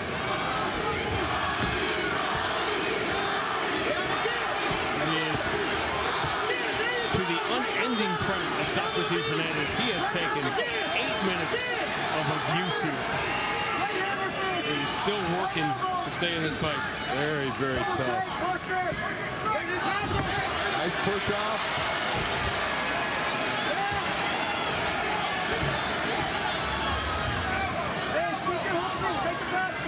Break him down first. You have to break him down. Break the table down. There you go. More pressure. Breathe, son. Every time Socrates has something that works for him, he gets himself to a better position. It ends up being taken away. Again, take a look at his right arm. It is now under the control of Bobby Seronio. Pressure. There you go, B. Breathe. Yes. Again. Again. Put that arm on. Breathe. Go. Keep going, B. Keep going. Keep going. Down. Down. Put a hook in. Put your hook in. Take the back. There we go. 2-1. Go. Line him up. Line him up. Line him up. Knee to the head. Knee to the head. Knee to the head. When you start winding up, you wonder how much energy he's got left. At least Romero is smart compared to his corner, because one of his cornermen was telling the knee to the head while his opponent was in a grounded position. So we're going for number 3 here.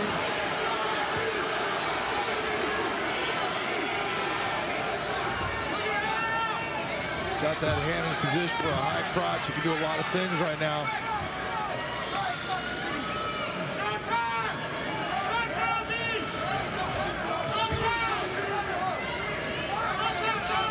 There are times you see pro debut against pro debut and you roll your eyes a little bit and you say, well, what are we going to get out of this? This has been a remarkable 10 minutes to watch. It's been an outstanding effort by both guys.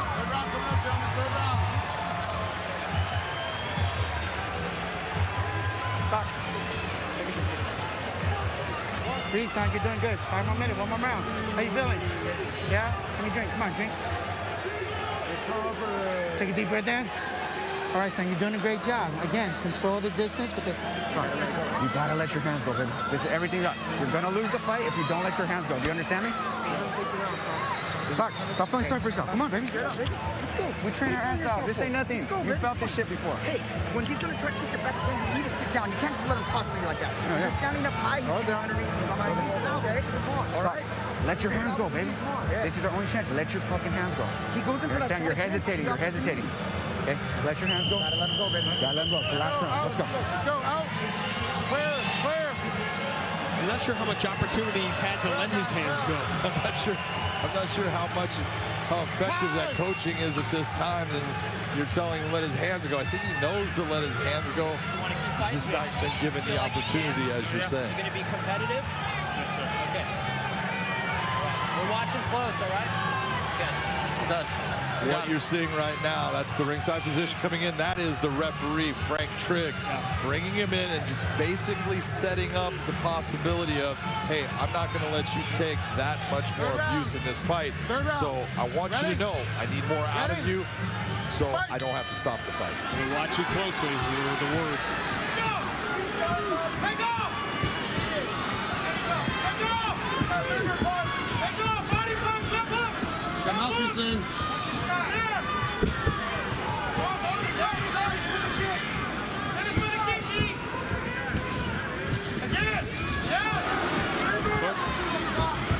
Well, you take a look right now, Socrates' hands are so low. He's walking forward, he's being tough, but he's not being technical.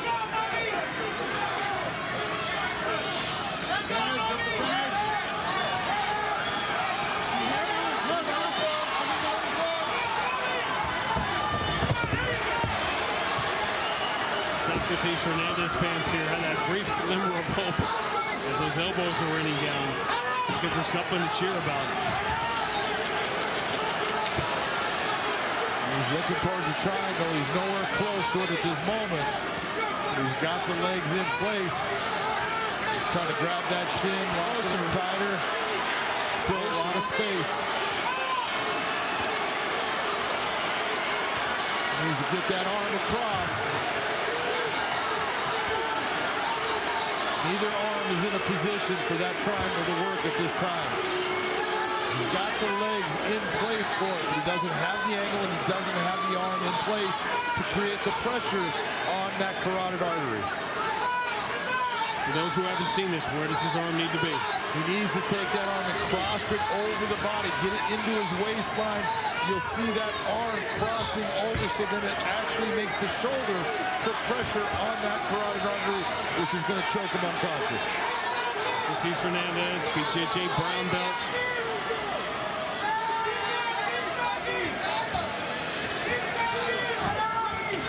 Pull a very big rabbit out of the hat now.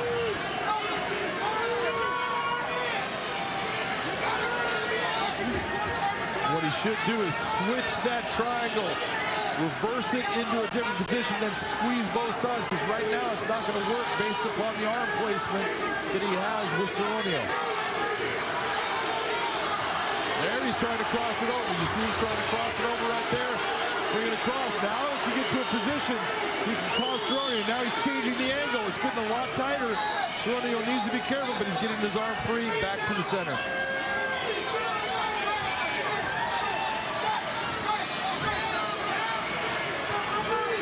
You also see, take a look at where his foot's at on that calf. Now it's not near as tight. There's space inside.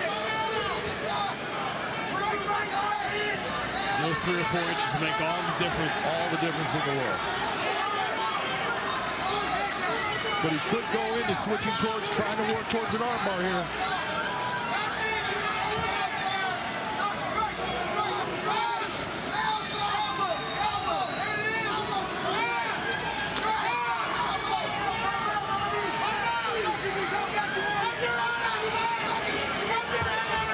This is what talk about 2 guys giving you absolutely everything in their pro debut. Absolutely, and this is what I love about MMA, because for 2 rounds, Bobby Seronio has been dominating this fight, and now he finds himself in this position. He's asking himself, how did I get here?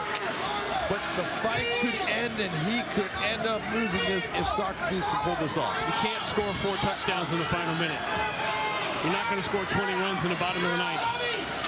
But ask our buddy Chael, it can happen when you dominate a fight. And all it takes is that one moment. There's some big shots. Again, he doesn't have the arms where he needs to have them. So, yes, he's got the triangle position, but there is no triangle there right now.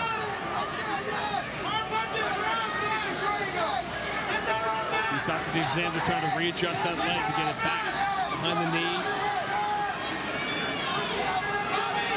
See both hands inside. That's a good position right now for Bobby. You see Socrates trying to cross that arm over. Bobby's going,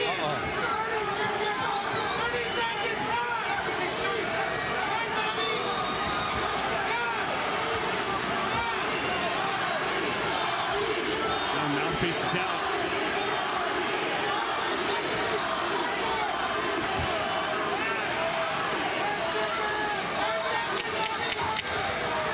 Seronio kept his hands in the middle, as John told you. Kept himself safe. You never forget your first.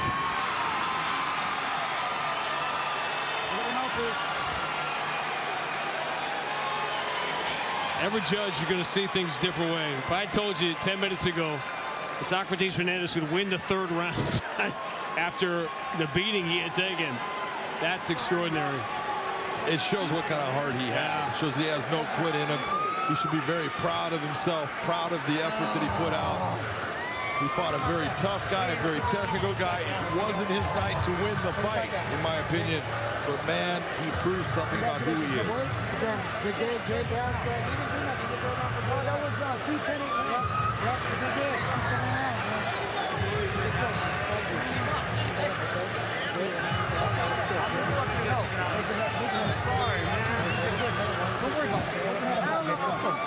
You have nothing to apologize for, young man. Nothing. These were the elbows. This is what occurred, and you saw when he was going for the takedown, those elbows brought it to the point where he made that mistake of allowing that leg to come up. He gets the takedown, but they did have an effect, and then you see Socrates bring that triangle into effect. He grabs his shin, he tries to tighten it down. Bobby knew what was going on, but the elbows, they kind of rocked him a little bit, and he needed to gain that moment of time. Gets himself caught, and then didn't want to make the big mistake in trying to get out and allowing that to actually take the fight from him, so he stayed there. A little bit of ground and pound. Great job by both guys.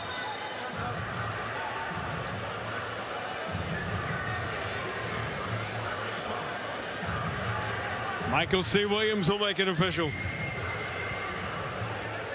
Ladies and gentlemen, for the decision, we'll go to the judges' scorecards. Your first judge, George Allen, scores the fight 29-27. While judges Ron McCarthy and Michael Bell both see it exactly the same, 29-26. I'll have it for the winner by unanimous decision, Bobby, the humble warrior, Seronio. Those are 2 humble warriors in there who will never forget their pro debuts. That was a treat to watch. To Jen Brown. Well, thanks, Sean. 2 more fights coming your way here on the Bellator YouTube prelims before we move over to Showtime for a 5-fight card stacked with big names and prospects. Now we have Bellator veterans like Hernandez, a former champion, and Phil Davis, and of course Yoel Romero in his Bellator debut. Now we also have the jiu-jitsu namesake Naaman Gracie. He's making his return to the cage. And for more on this matchup, we're going to go back over to the UK and Gareth A. Davies. The meeting of Mark Lemminger and Naaman Gracie at welterweight tonight presents the classic MMA duel of striker versus grappler. Lemminger has much to gain here. The Wisconsin native will look to keep the fight standing and build on that second-round TKO over DeMarcus Jackson in June. But for the motorcycle aficionado, it will be no easy ride against the jiu-jitsu ace. Gracie, ranked number 4 at welterweight, looks to bounce back back after what I think was a debatable decision defeat to Jason Jackson in his last fight. The fluid fighter whose stand-up skills are improving exponentially to add to his dangerous ground game, of course, will aim to tie his opponent into a veritable knot. Will Gracie get hands on Lemminger, or will the American get another win here and throttle himself into the top 10 rankings? Well, Lemminger told us this week that his game plan is to keep the fight on the feet, as we just heard from Gareth. He says, I don't think that Naaman, can exploit me when it comes to the feet. But he also said, I'm not concerned with being taken down by Naaman. What do you think of that game plan? Well, because his wrestling's so good. That's why he's not concerned by it. But what he doesn't understand is that Naaman Gracie's really good at getting the double underhooks and getting to the takedown position. But Lemminger is very good in terms of getting to the top position, doing dirty work in terms of dirty boxing, but from the ground and pound position. In that fight against Smith, when they first came out to touch gloves, Smith dropped him right off the bat, and he was able to fight back, get the takedowns, dominate the top position, and then you see here against Jackson doing the same thing. He actually came out, got the takedown, pushed the pace so fast that Jackson's cardio ran out, and just dominated the rest of all the wrestling exchanges as well as the ground and pound. But that is not the way he should be fighting Gracie. Now look, I'm okay with him getting a takedown or two, but not playing that jiu-jitsu game with him. He needs to make sure that the guard is up. He needs to make sure his hands are on the biceps or in the armpits. He needs to control every position and every aspect when he is on the ground. And if he feels any danger at all, backing out. But I think the further way for him to win this fight is on the feet, utilizing his wrestling to sprawl and brawl and letting the boxing go. Well, Naaman Gracie, he told us, look, I'm not going to do anything different than I normally do, right? I'm going to look to take a guy down. I'm going to submit him, though he also said, I've got, some tricks up my sleeve when it comes to striking. So what do you think we're going to see from him tonight? Well, he's learned a lot from Rafael Cordero, working with him on the feet as well. But what he said is that he loves about working with Rafael is that he's not trying to change me. And you said he's going to be the same fighter. Sure, he's going to do all the same things. The reason why is because it's working. All right, and so if he can keep continuing to get people down with his body locks, he doesn't shoot double legs. Sure, I've seen him get double legs against Ed Ruth, three-time national champ out of Penn State, and a teammate of mine. It shocked everybody that he was able to out-wrestle him in certain positions and getting the takedown. But when he got to the top position, he is just dominant. And what he likes to tell people, and what a lot of top jiu-jitsu guys like to tell people, is that he forces you to make mistakes. He knows where you're going because that's how good he is. So he puts that pressure and makes them go the way he already knows the answers to 1, 2, and 3 in the next moves. And that right there is why he is so good. So many steps ahead of him. It's so true. All right, well, he does want to bounce back from suffering that last loss to Jason Jackson. Well, Lemminger, he wants to get a win over a ranked opponent. He's hoping that will break him into the top 10 next week. Lots on the line for both of these fighters. All right, let's head back down for some more fight action. Sean? All right, Jen, Naaman Gracie feels like he's got Yaroslav Amosov's number. He's the right guy. Middleweight, meanwhile, a little under the radar in Bellator these days. Gegard Mousasi just defended his title. Certainly looks like Austin Vanderford's next, fresh off his cameo on AEW this week, is next in line. Looking for a dark horse? You might be about to see him. And now we welcome to the cage Anthony Sugarfoot Adams. 5 years ago, Anthony Adams had potential, solid Muay Thai background, but MMA was just a dream. But after too many days on the job building railroad tracks on 100-degree weather in Wyoming, he said, you know what, I'm going to make my way to elevation. And he's been rising ever since. Undefeated in the regionals, a couple of narrow decision losses in the Contender Series. John, he's the underdog here, there's no question, but this is not one to sleep on. No, he is not. He is the underdog. You're absolutely right. But he comes from a great camp. He trains with great people. He's got good stand-up. He is very explosive on the feet, and his wrestling is not bad, but it is not of the level of Mertzlayev where he can just challenge him back and forth. So he needs to be very cautious about when he extends to try to do the damage that he can do with his hands. And now his opponent, Khalid Murtazali. Some fighters are just destined to stay under the radar. 3 years ago, Khalid Murtazali fought veteran C.B. Dalloway, and out of competition, positive test for steroids, and the controversial non-stoppage of that fight is what people remember. not the actual fight itself, which a 25-year-old from Dagestan simply destroyed a tough battle-tested UFC veteran. 13 of his 15 wins by knockout. John, this is a very dangerous fighter who is just entering his prime. Boy, you just said it. He is just entering his prime because he is still young. He's young in the sport, even though he's had a lot of fights. But he's so good in the wrestling that his stand-up is even better as far as he knows that I can take the fight to the ground anytime. So I will take chances in the stand-up. We'll see if he does it here tonight. The tale that Dave doesn't show you here is that he obviously, because of the suspension and injuries, has been largely inactive the last couple of years. Very true. That reach of 72.5, meaning he's got to get inside. We'll see if Anthony Adams can keep him on the outside and at bay. Tonight here at Bellator 266, the prelims continue now with 3 5-minute rounds in the middleweight division. Introducing first, the blue corner. At 6'1", weighing in 185.3 pounds. In his Bellator debut, he enters with 8 professional victories, 2 losses. Fighting out of Aurora, Colorado, Anthony Sugarfoot Adams. And across the cage, his adversary fighting out of the red corner at 6 foot, weighing in 185.3 pounds. As a professional, 15 wins, 2 defeats. From Mahatskala, Dagestan, Russia, presenting Khalid Murtazali. In charge, your referee, Blake Grice.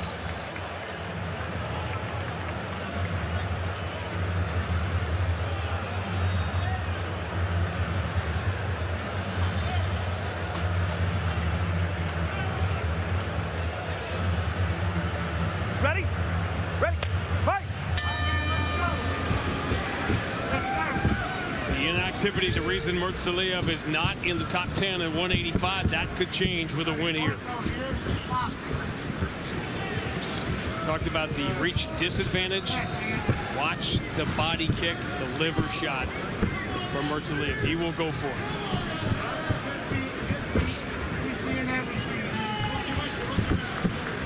Because Anthony Adams goes by the name Sugarfoot. The original Sugarfoot is a guy named Peter Cunningham from Alberta, Canada, one of the greatest kickboxing fighters of all time. Right now, he's not being quite Sugarfoot. He's being pretty steady in where he's at because he wants to be able to move quickly if there is a takedown attempt by Khalid. Talked about elevation for Anthony Adams, his training partner, Grant Neal, coming up. Highly anticipated fight next with Alex Polizzi in this month of light heavyweights here in Bellator. I know a lot of you rummaging around online. There is major news regarding the light heavyweight Grand Prix we're going to have for you when we go live on Showtime in about an hour.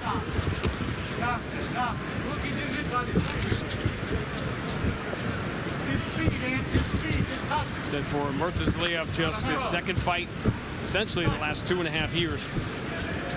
What do you lose with inactivity like that in the middle of your career? You use the timing of the fight.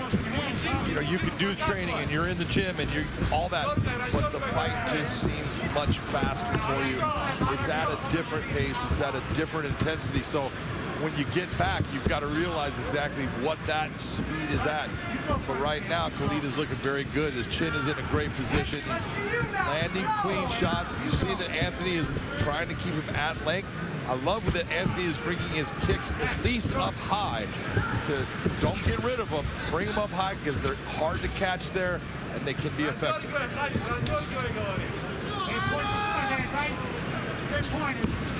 see everything. Yeah, he's bailing this finish low and he bails out.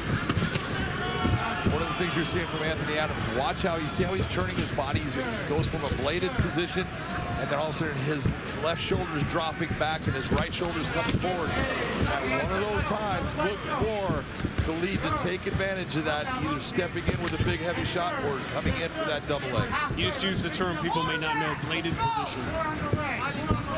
Look, anytime you're talking about a stance, right now you're looking at Anthony Adams. He's in the orthodox stance, meaning that his left foot is forward. He's a right-handed fighter, and he's blading his body, giving you less of his body to attack.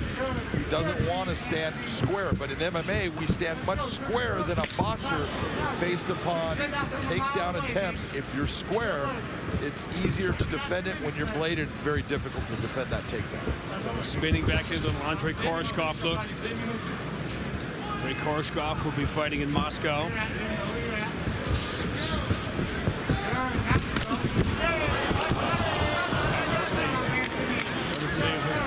Yeah, it wasn't a shot that landed. It was him kicking and being off balance. That's what put him down. But Anthony right now doing a very nice job of keeping that length. He's creating problems for Khalid as far as him getting inside on him.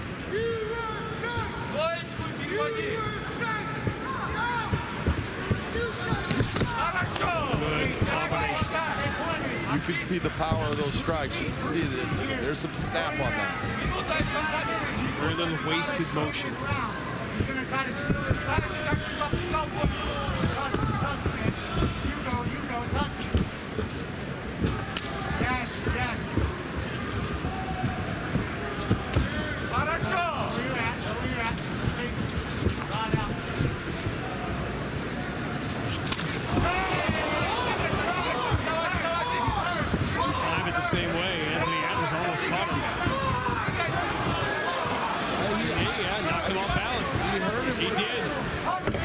Now he overextended, trying to come in and take advantage of that. Now he's in a position where he's fighting to keep himself from being on the deck. The tell that he hurt him was Murtazaev going for that takedown, which he almost never does.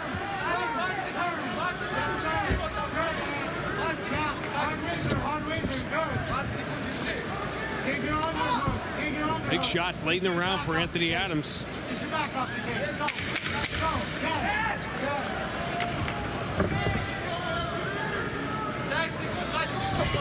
Nice elbow inside by Anthony. Strong finish. Turn round one.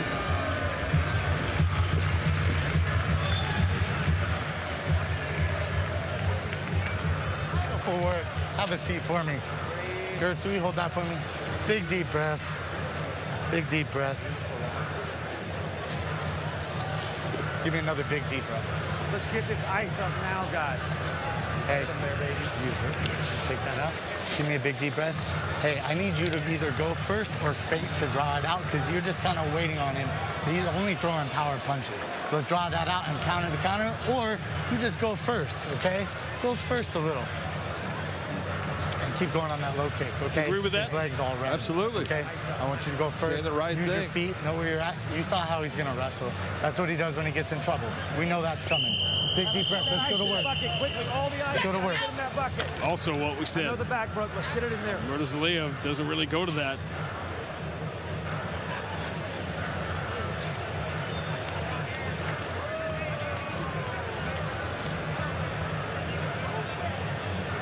Well, based upon the fact that everyone got used to Khabib Nurmagomedov being a guy that was always looking for the takedown, always going for it. They think that every Dagestani fighter fights that way, and they don't. They all have their own styles. They're all good at the wrestling, but a lot of them have a stand-up style. Well, they want to keep the fight on the feet. That's where they feel most comfortable. Murtazaev now doing his work at Jackson Wink.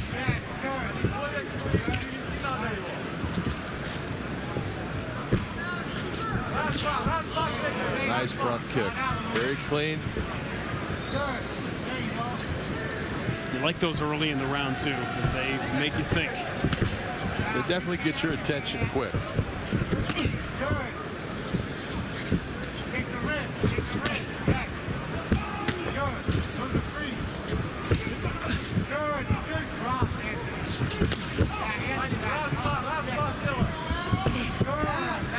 Fascinated. Anthony Adams isn't necessarily one of these guys. We've seen a couple of Malik Polisi coming up next who say when you ask about their opponent, I don't watch film. And I don't. Maybe it's my background being different. I'm always baffled by that. I get if you don't want to talk about your opponent, but this idea that I don't watch film, to me, it just seems like the natural evolution of this is you need to be watching a little film. Oh, no doubt in my mind, you should be watching film of your opponent because there's things for you to learn. in that study. It's no different than football, baseball, basketball, all of them. You know, a pitcher's going to do certain things every time the same way. Well, same with a fighter. When he's in there, he's going to throw the punch a certain way. He's going to follow it up with the same type of combination. And a lot of guys will say, I have my coach watch that. Okay, I'm not saying that's bad. That's your system, but it does not hurt for you to watch it. I wonder if the percentage of guys that say that will go down 5 years from now, 10 years from now. I don't know. You know, it's one of those, you do hear it quite often, and it's like, why? Yeah. Then if it's really true, why say it? On top of it. Rosalia remaining patient. His corner was exactly right. He's not a high volume. It's power shots. Man, when he touches you, you know it. Anthony Adams is doing a good job of controlling that space.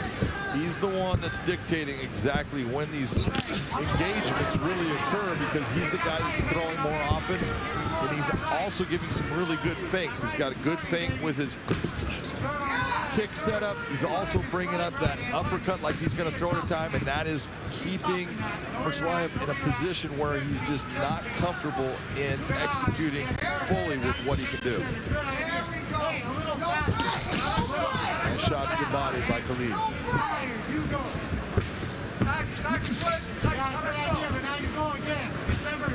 Rosalia has a double cut over his left eye. And again, I love the fact that Anthony Adams is continuing to throw those kicks up high. Left jab took Adams off balance.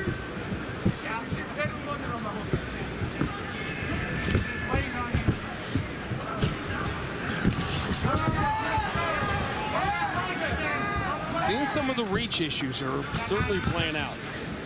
No doubt about it. This is what, when we talk about, having an advantage with that reach, is that going to be a factor in the fight? Right now, it's a factor in this fight. For the most part, yes, you'll see Khalid at times being able to come inside and try to land, but it's Anthony Adams that's been the guy that's controlling that range. He's the one that's dictating when those engagements take place.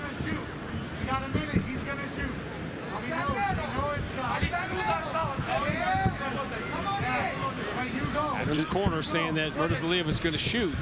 I'm not so sure. Look at what you just saw. You saw 4 different feints from Anthony Adams, and you saw responses on each one of them by Khalid. Then he's switching up to southpaw, just creating more problems for him.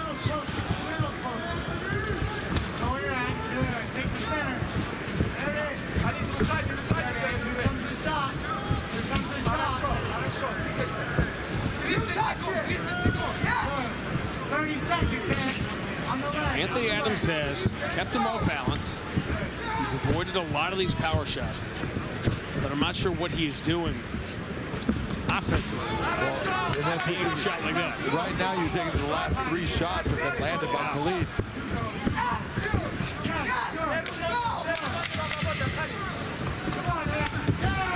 Good leg kick. Yeah, nice kick coming up.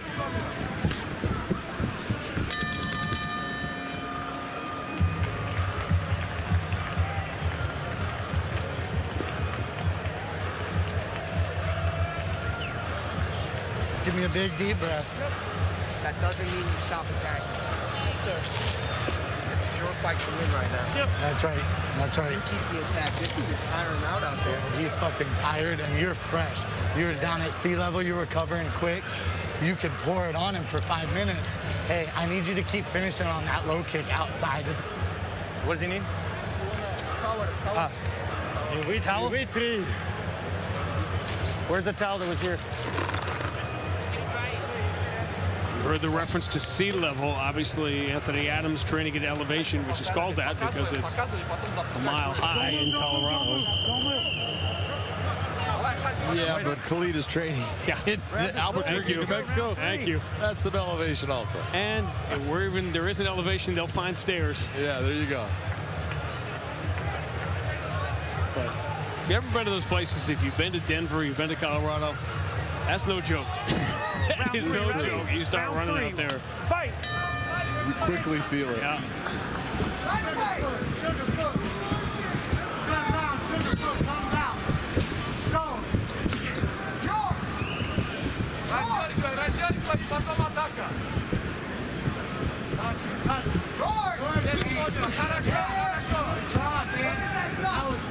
Again, right here, the big difference, you're seeing Cleat trying to land that one big shot.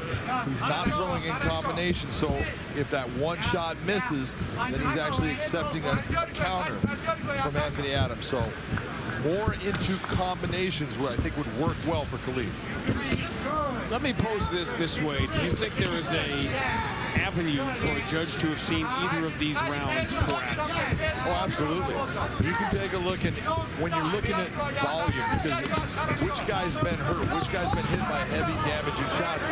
Well, neither one really, but so volume is what's taking place. It's a nice clinch right here by Khalid. He's got the ability to possibly get this takedown. We'll see if he's able to make this happen. Nice job by Anthony Adams, keeping the fight where he wants it. Good work, Anthony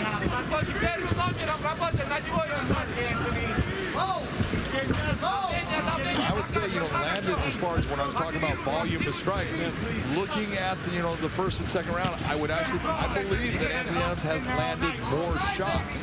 Now, he may not have landed with as much power of each one as Khalid, and so that's going to be for the judge to try to decipher what he believes was the most effective. Was it the volume or was it the power? Good job, Anthony. Now you go. Now you go. Good. And go. 1-1. Now you take it slow. Take it slow. Good job, Anthony. Now break it. Adams had success. We talked about that high kick a lot, but that low kick's landed enough to cause some damage. Yeah, it has. And it's been clear that William, he doesn't try to catch that kick for a takedown. I think he's thinking more of keeping this fight in the stand at the times.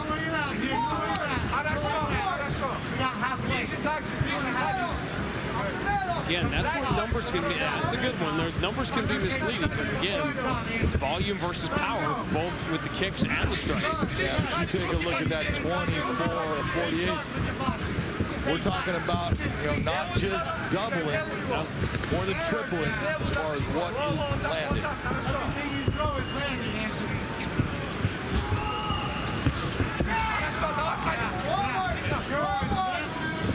Hey, find your flow for me. Find your flow. 2 minutes.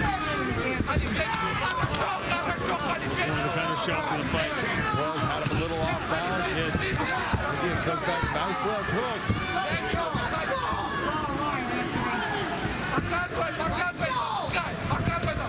Seeing a little bit more urgency on the part of Mursaliev to come in and engage and try to land that big shot. This time he does grab the leg.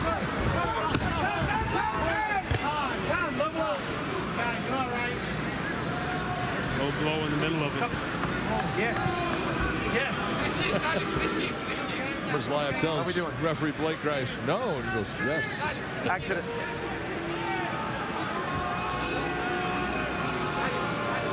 The guy who delivers the kick doesn't really get to decide that. No, he doesn't. You take a look at what happens here. He gets the body lock, 5 minutes. and he brings the knee up. Looks like it touches below the belt line, maybe at the top of the cup. So it's a coaching on a foul. It's a good call as far as he's got to keep those knees up above, down below, and make sure that there's no doubt Ready? where Sure? it landed. All right. Hey, come right over here for me. You just heard Blake Grice. Here we go, guys. Bark out. We don't hear this a lot. No coaching on the foul. That's because when the time is called, that's not the coach's or the corner's time. That is the referee's time. You don't get to coach your fighter at that moment.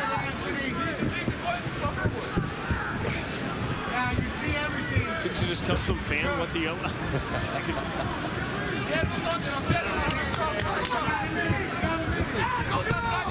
We go to the cards here. This is going to be interesting. Yes, it is. And you can see the urgency on Khalid Mursaliev. He's trying to press this. He's trying to come more at him.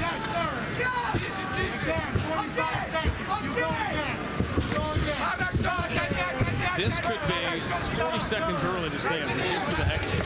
This could be one of those fights where it could be 30 to 27 for either guy, depending on how you look at it.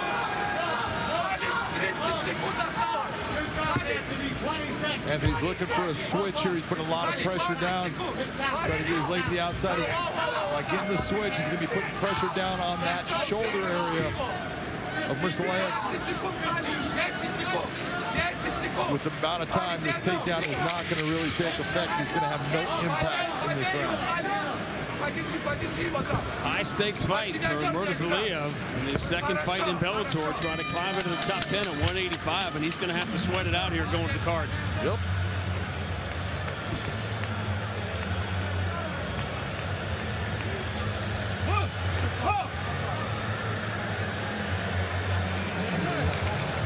Now I need to fix your cut again. Go ahead. Here. You leaning one way or the other? I'm actually leaning towards Anthony Adams.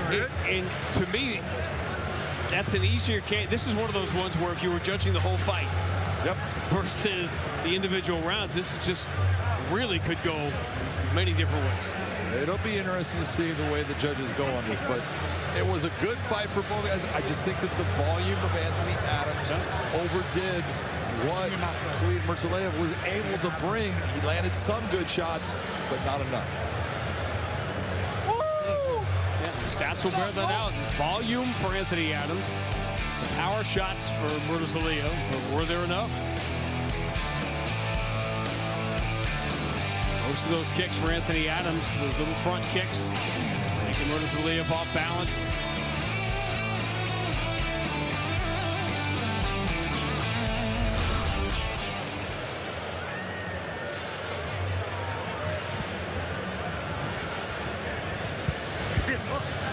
Philadelphia born Sugarfoot Anthony Adams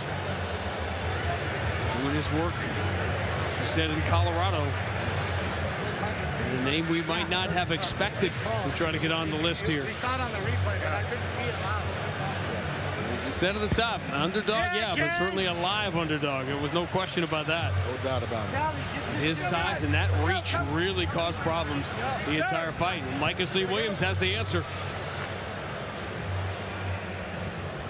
Ladies and gentlemen, for the decision, we'll go to your scorecards, where all three judges, Sean Dallas Hall, Frank Trigg, Wade Vera, all see it exactly the same, 29-28.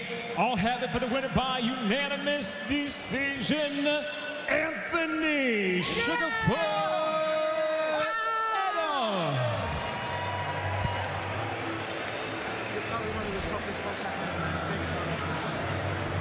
An upset, but an earned one for Anthony Adams. Shaking up the puzzle again at 185 to Jen Brown. Well, 6 down and 1 more to go here on our undercards here in the Shark Tank. Now, make sure you guys stick around because at the top of the hour, we're going to move over to Showtime for a stacked card.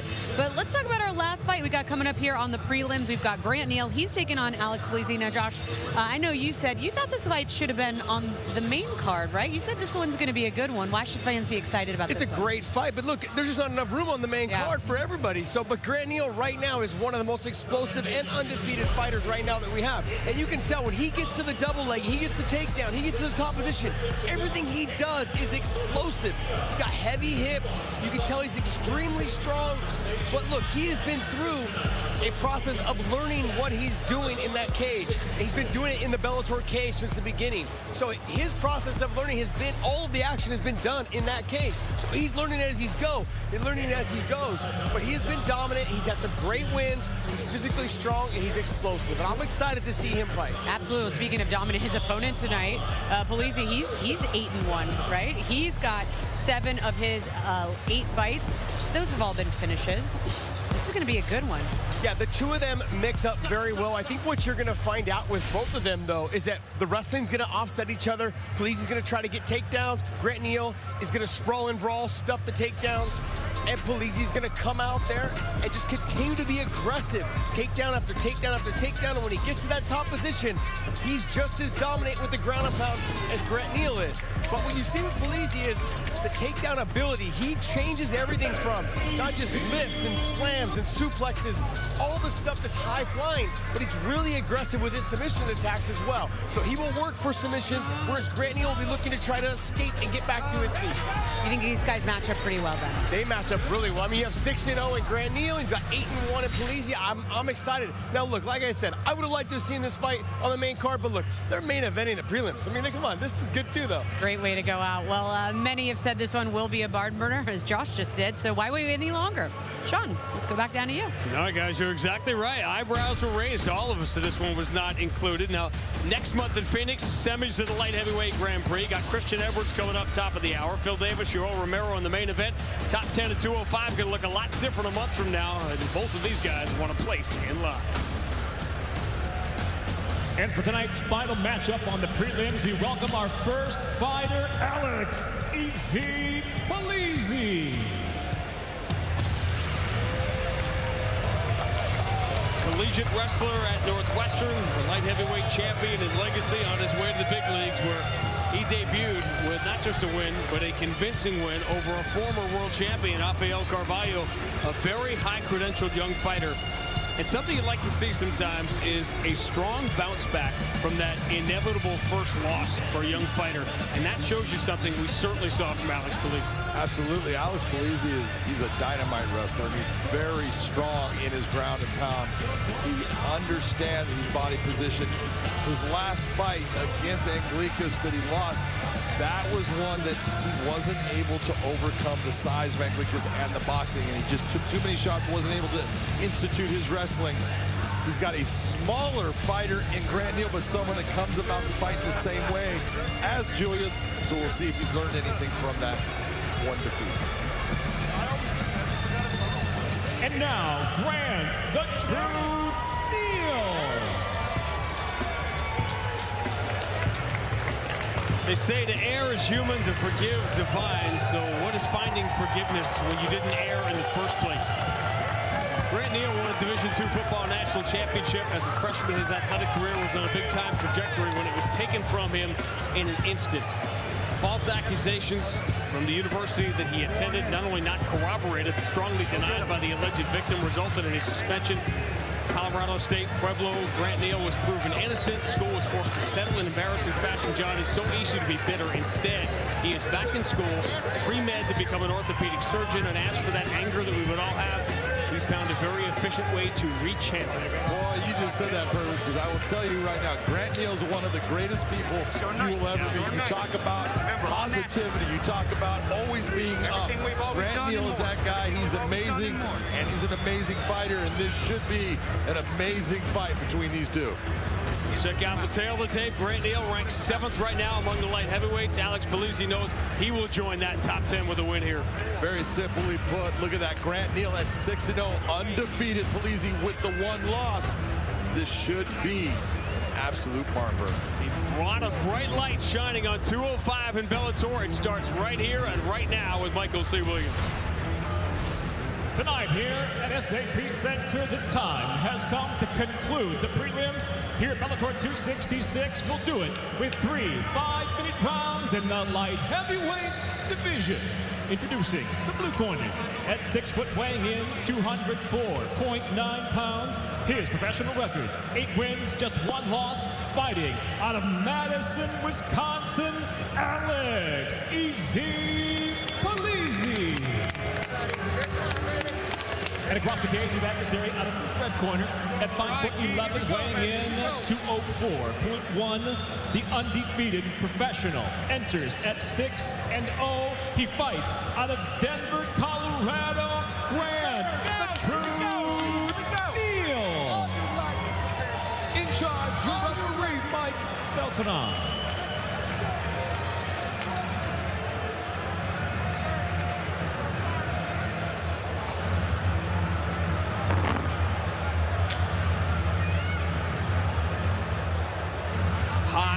Stakes. First round. You ready to fight? You ready to fight? Hell, let's go.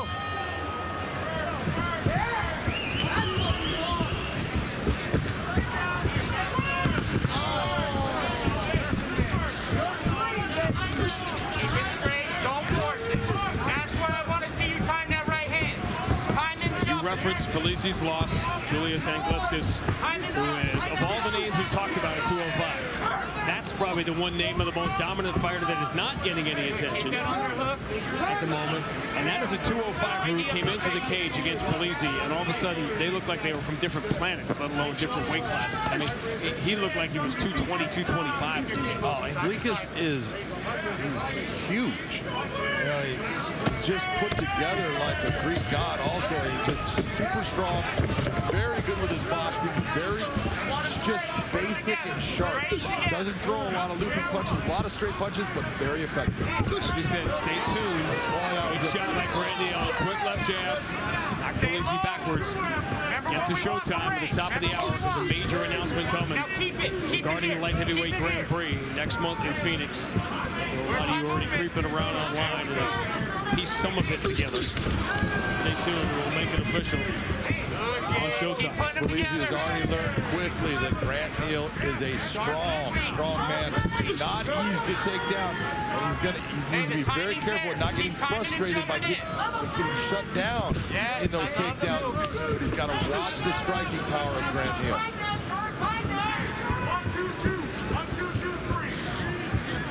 And there we talked about the Division II National Championship as a freshman. Started in that game. Level change.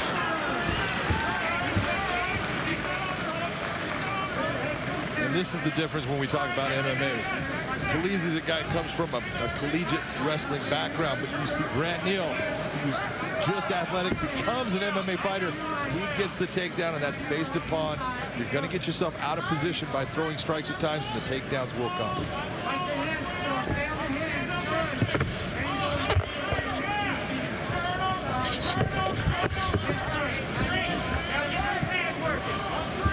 Saw some early shots taken by Plezs, and in the Angliscus fight, he was asked after the fight what he did well in that loss. He said, well, beating jabs is a skill. I did that well. Right now, that left hand of Grant Neal, be it by jab or a hook, it is landing and landing consistently. Plezs coming out of mile hard. And that's what... That's what happens when you rush your opponent. Make yourself out of so position. Strong.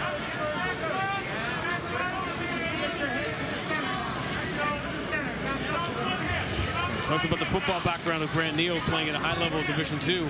He also won a Little League football national championship, which helped the fact that he played with his best friend on that team, Christian McCaffrey. That guy plays football? So if Grant Neal tells you to take Christian McCaffrey first in your fantasy football draft, it's not just because he wants to help the team. It's been his best friend for years and years. And if he wasn't in season right now, he'd be at the SAP Center, there's no doubt. Christian McCaffrey, just unbelievable running back for the Carolina Panthers. And a huge MMA fan. Oh, yeah. Yeah, left hand finding its mark.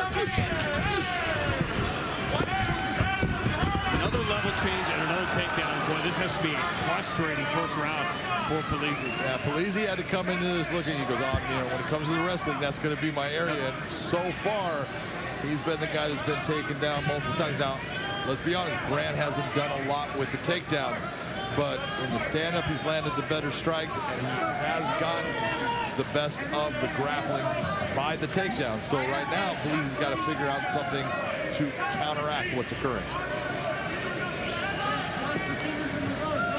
Grant Neal talks about the first 3 rounds he ever sparred when he got to elevation. All they did was throw him in with Pat Barry, Brandon Gertz, and Justin Gaethje. That means someone doesn't like you. You know, that sounds like a prank. Well, that's Jake Robles, who is his coach. Jake does not get near the credit that he deserves for being an outstanding MMA coach.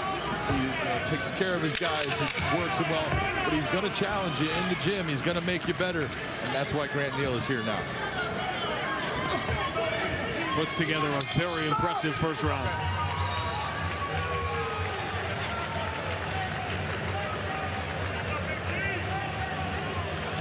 Calm down. Get a big breath. Get a big breath. Get them words in, Pete.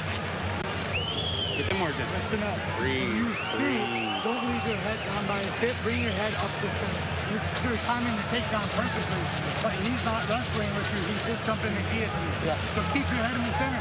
Posture up, and you can turn it. Okay? Don't keep your head down here.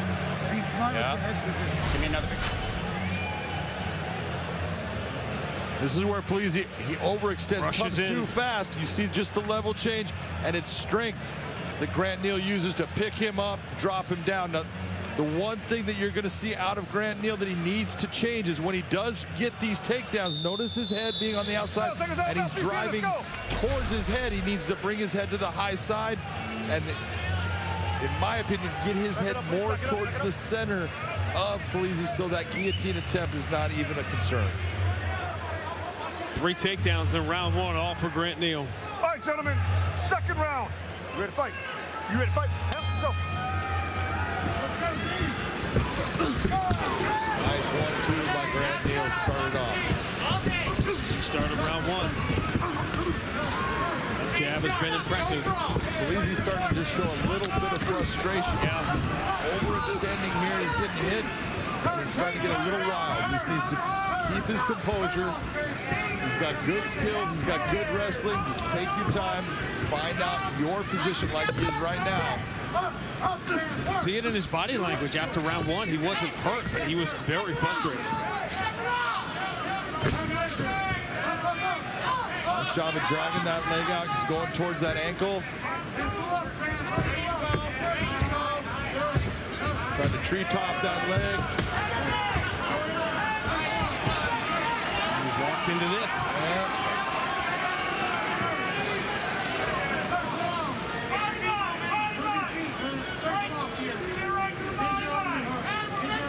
Plezs doing a good job with his head position, driving Grant Neal's chin over to the side for the most part. Plezs one of the guys I was talking about earlier that says, yeah, I don't watch film, I don't watch tape of my opponent. Grant Neal looks like he's got the playbook so far in this fight. Grant Neal he's done very well in understanding where Plezs is strong and what he needs to do to counter his game. But right now he needs to frame out and walk his way out of this and get his back off of the cage, which he just did. He's getting desperate. Let him go. Looking at high-level prospects at 205. Christian Edwards will kick off the main card on Showtime, top of the hour.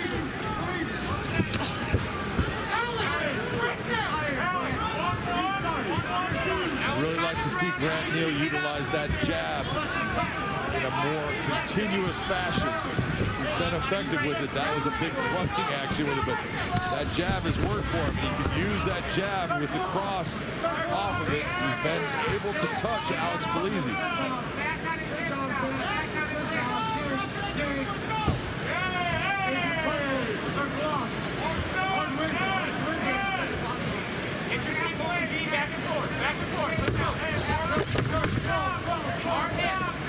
Right now you want to see Grant put a lot of weight down on the head, keep the head of Plezs down towards that canvas. He's unable to do so. That's why Plezs is able to pull that leg out. Nice job of finishing that takedown by Plezs. Neal working his way, using the cage as a great balance point.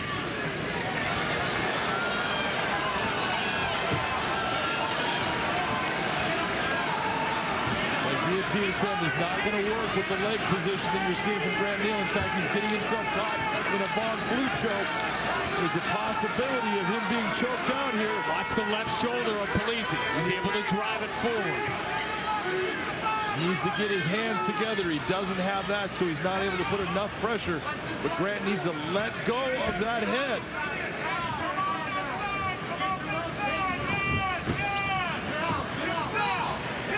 From this position, right now, Grant Neal's left arm is trapped. He cannot get it free, and there's a lot of pressure. Plezs is working for a Von Flue choke here. Nice job of Grant to get his arm free. So easy to wind up in danger. Sometimes it's hard to describe what inexperience does and where it shows up. That's a great example. The fight's turning. It's turned dramatically here. Nice movement by Plezs. Trying to get him in. Did not settle. Got himself back onto the hips.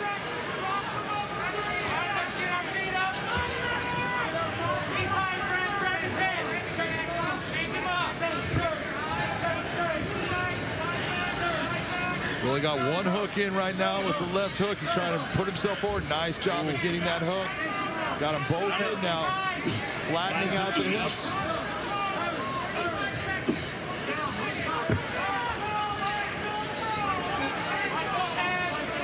Grant Neal went from controlling this fight to just trying to survive the round. Right now, Plezs looking for that rear naked choke.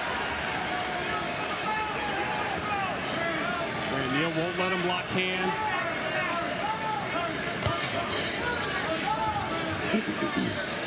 That happened fast. This thing turned instantly. And a big second round for Alex Plezs.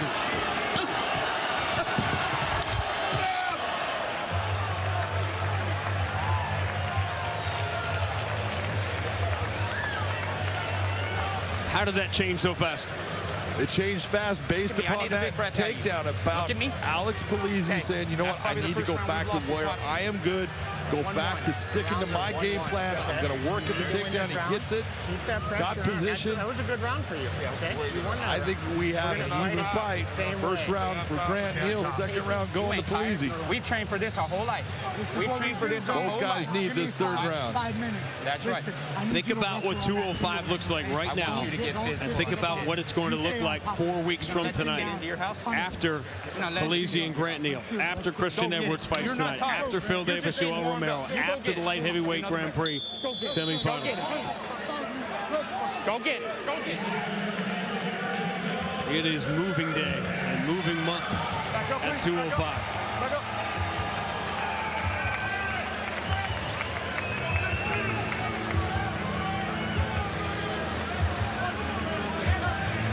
See the result of that left jab of Grant Neal early in the fight. Plezs' body language has completely changed. He's gone from frustrated to ring the bell.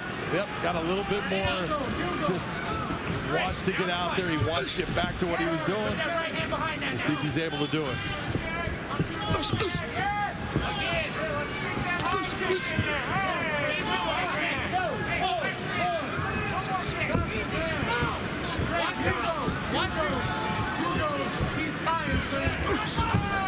Front kick sets up that charge. Boy, that was a strange front kick. It almost looked like Alex hurt his knee on it, but stick it in there. Neal saw that shot coming. Nice job by Grant Neal. Brings himself right back to the center of the cage. Don't move straight back. Lateral movement is what he needs right now. Plezs pushes him to the cage. Turn off, Grant. Right now, Grant Neal should establish an underhook and turn that position. Don't accept this.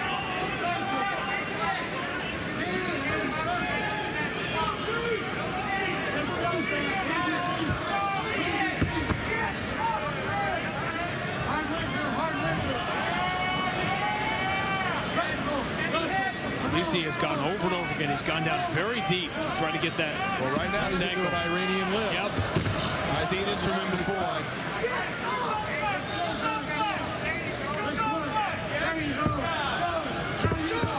All that work, getting no results. That does not make you feel good about Plezs. You see, he's exhausted. Look at the big breath. Right now, Grant Neal needs to come around. Don't accept the position. Hey, there was an opportunity there for Grant Neal. He's tired too. There's something to me, John, about the way Plezs is moving on his left leg. Even the rush earlier was off balance. Do you remember that kick that he threw? Yes. Weird position he ended up in. Finish it! Finish it now! Yeah, Plezs not right. Keep coming! Keep coming! That right leg is stepping very stiffly with it. In fact, right there, this is a problem. A little bit of a twist. But he did a real nice kick with it.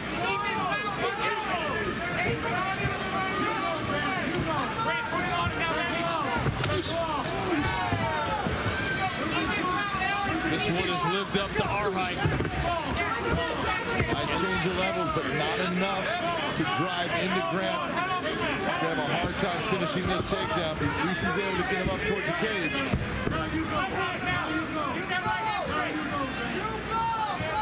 Both guys are exhausted. A lot of lactic acid in those arms. They're both heavy. Their legs are heavy. But if you're Grant Neal and you see Alex Plezs doing what he's doing right now and his hands down low, that's got to tell you, I got to go. I got to make him break. Not saying you can do it, but at least give that effort in trying.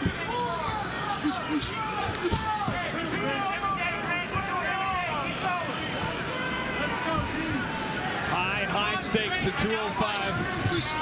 They have both fought like it.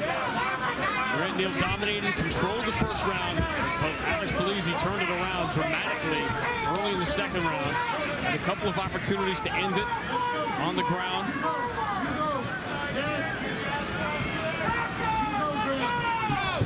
This was very much up for grabs here as we're about to enter minute 15.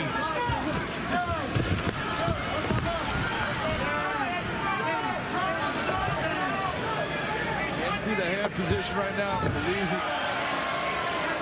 foot on his butt by Neal. We'll see if Neal can continue and hold this takedown, make it effective. He's lacing the legs of Plezs, but his head is down, and that is not a good place. He needs to get his head up high.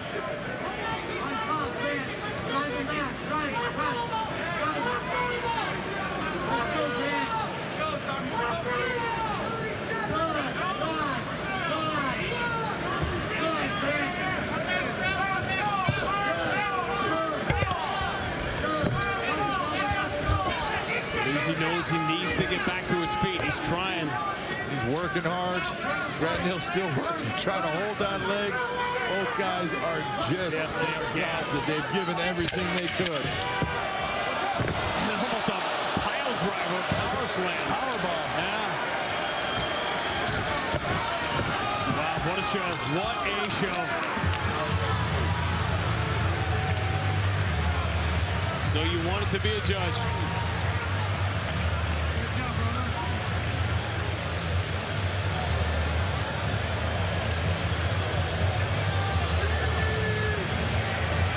Two young men you're going to hear about. That was a fucking war.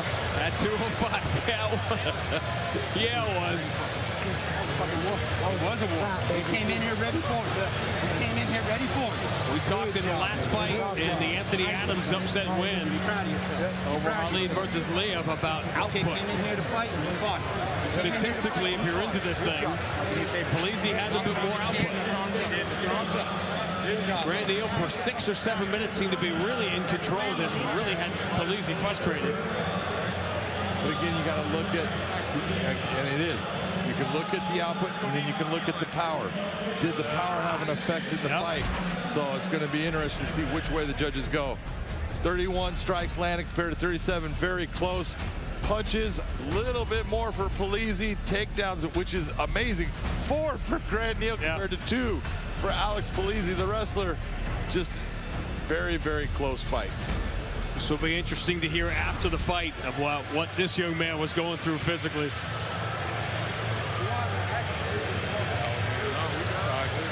Well, I got to say his product placement game is on point. Oh, on point. Be proud of yourself. He may have the meats. Does he have the decision? Out there with my hands down. That's my dog. These two guys are going to sleep well tonight. Neither guy at this moment is sure. Nope, they shouldn't be. Won the fight. No, they should not be. Hey, good fight.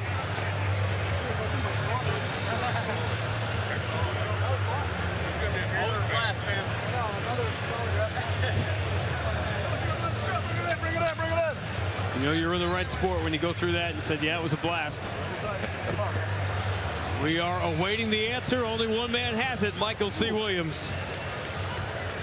Ladies and gentlemen, having gone the distance, we'll go to your 3 judges. Your first, Jaron Villel, scores the fight 29-28. He scores it for Neal. Your second judge, Sean Dallas Hall, scores the fight 29-28. He sees it for Plezs.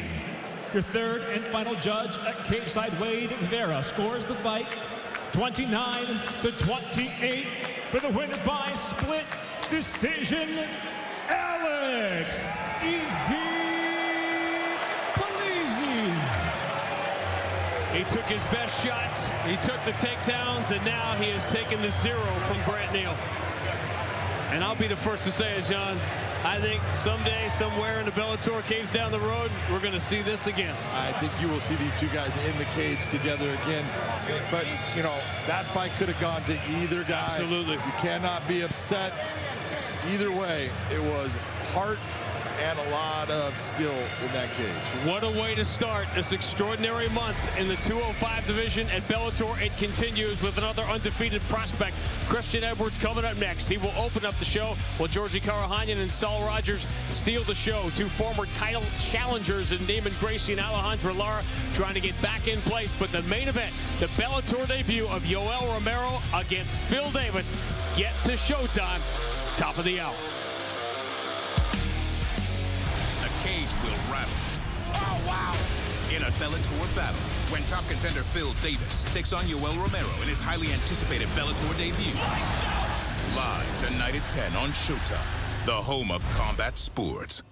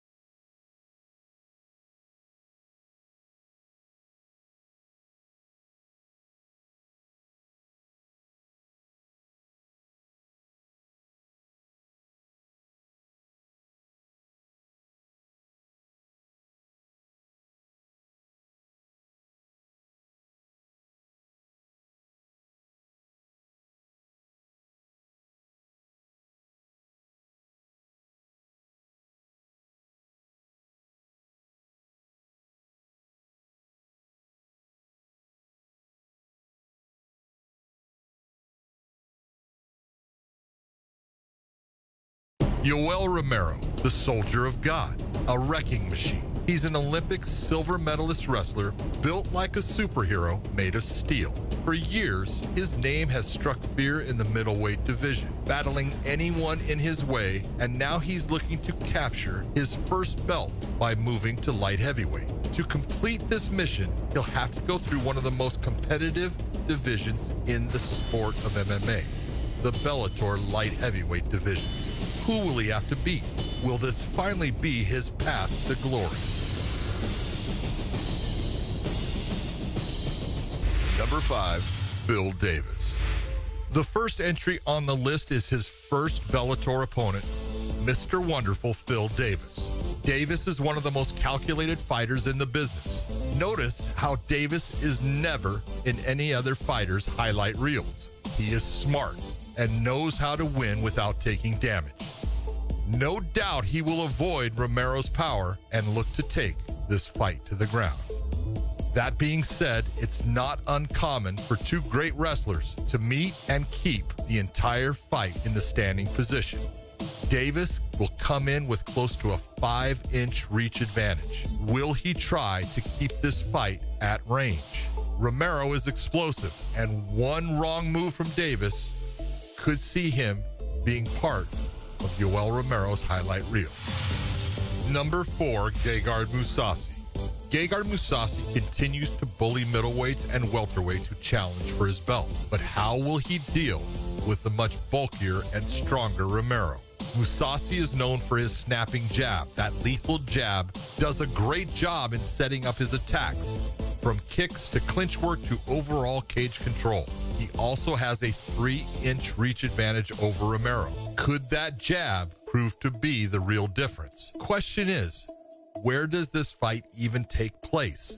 Romero has contested much of his career at 185 pounds. Mousasi has expressed an interest in moving up for big money fights to challenge for the belt. A fight with Romero checks both of those boxes, and the fighters will just have to agree which division this fight will take place in. Number 3, Ryan Bader.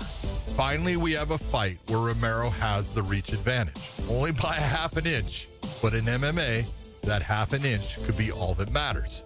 No doubt this one is about who dominates the ground and pound exchanges. This is a fight where you will hear the punches and elbows landing in the arena and at home.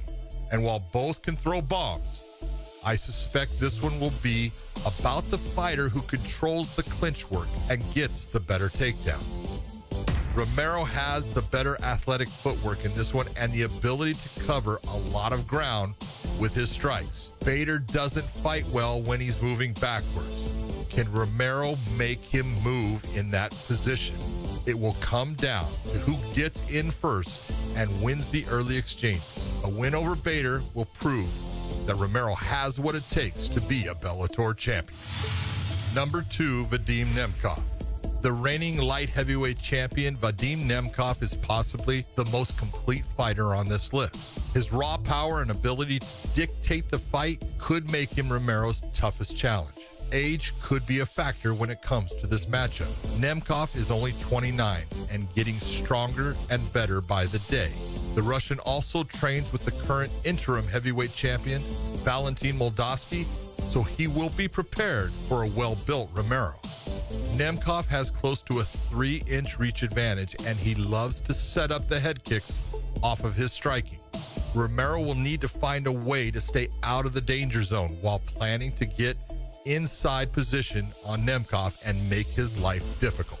Nemkov has built his entire game around Sambo, and that should make it an even playing field when it comes to the grappling arts. Romero may not be able to push him around in this battle.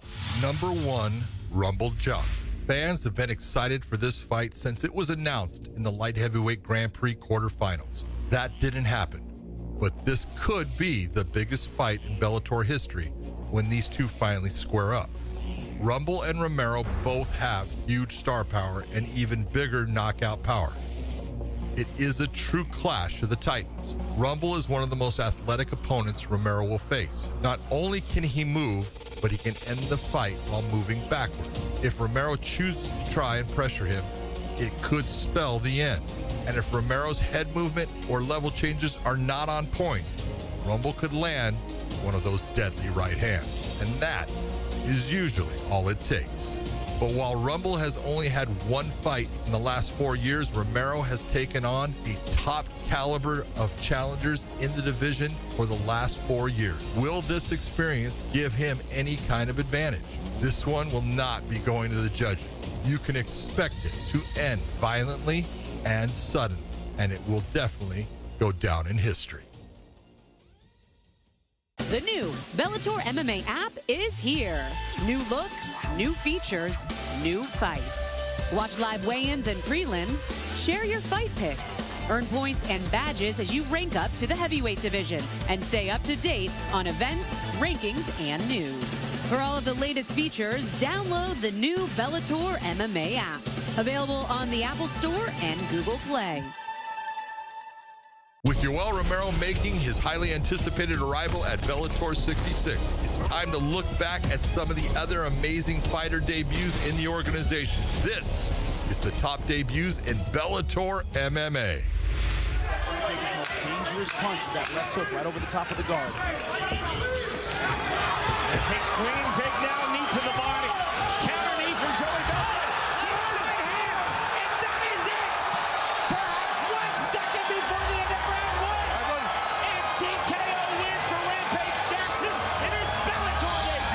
Puts him against the fence, working the body, and then bang, left hook right on the chin, right on top of that, right hook to the head. And Beltran went down. Let's take another look at it. Left hook right in, yeah, he just flops down. Over Teixeira being talked about for a world title shot in the UFC. He was dominated by Phil Davis. Yep.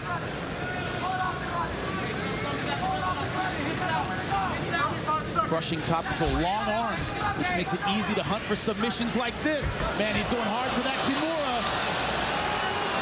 Emmanuel Emmanuel Newton trying to get the legs free so he can sweep out of it. He's in huge trouble, and it's over. Commitment to the Kimura, and look at him lock down the legs of Emmanuel Newton. Traps them with his legs so that Emmanuel Newton can't roll out of it. It keeps his hips right in the right position. And he held out as long as he could. That fist all the way up behind the neck. A little more in the shoulder pops. Imagine the roller coaster of emotion for Phil Davis, where his Bellator debut was as dominant, as impressive as it was, if things don't go his way here. Oh my God! It's over! Left. Jason Herzog giving the extra time, but it was never in doubt. Wow! Look at the combo. Beautiful left hand right on the chin. Carma's hand up trying to defend himself, but he is out. Right hand came down. It's glued to the head on the ground. That was that delay we saw with Jason Herzog. Looks like he's intelligent defending. The hand drops. That's when Jason jumps in. Good stoppage. Phil Davis all over Carma. Look at that leaping left hand. Little homage to the guys like Roy Jones Jr. That leaping left right on the chin. Forget being a grappler tonight. Phil Davis, a complete mixed martial artist. Beautiful shot. Michael, you ready? Ryan, you ready? Come on, boys, let's go. The bell in round number 1. Here's our fight clock. It's brought to you by Miller Lite, the official beer of Bellator. It's not just a good time, it's Miller time.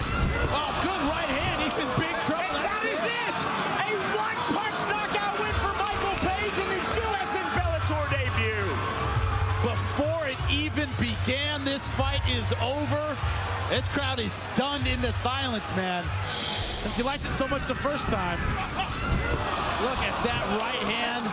Doesn't even bother with any ground and pound. Just clipped him. A grazing shot right on the temple. Watch the footwork. Crazy how he stands to throw that right hand, Jimmy. Hands up, extra reaction.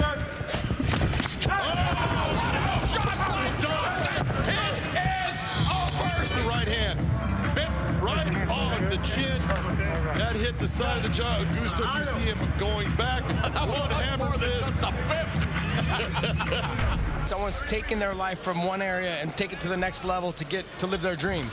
He's here right now fighting on the biggest stage probably of his life and career. Nice spinning body kick.